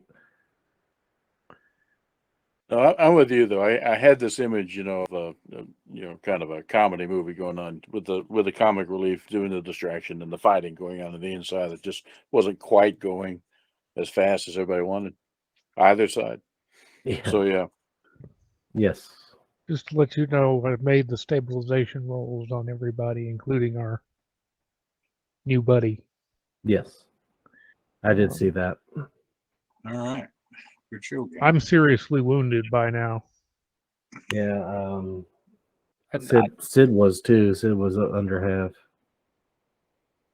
Guess I don't think the stabilization worked on the grenade guy. Yeah. Not so much. Well, with him, I was like, well, the thing's attached to him at the hip, literally. He's just going to be dead. Yep, appreciated it. All right. We're going to look for rings tomorrow and We'll go shoveling on. That's You all got Monday off? Mm-hmm. Nice. Working in a coal mine instead, I see. Excellent. That's right. That's right. We pick and choose our work habits, at least that one day. So, oh my gosh. All righty. Well, Y'all have a thanks, good Mr. one. Pegg, and everybody take care. You too. Night all. Okay. There you go.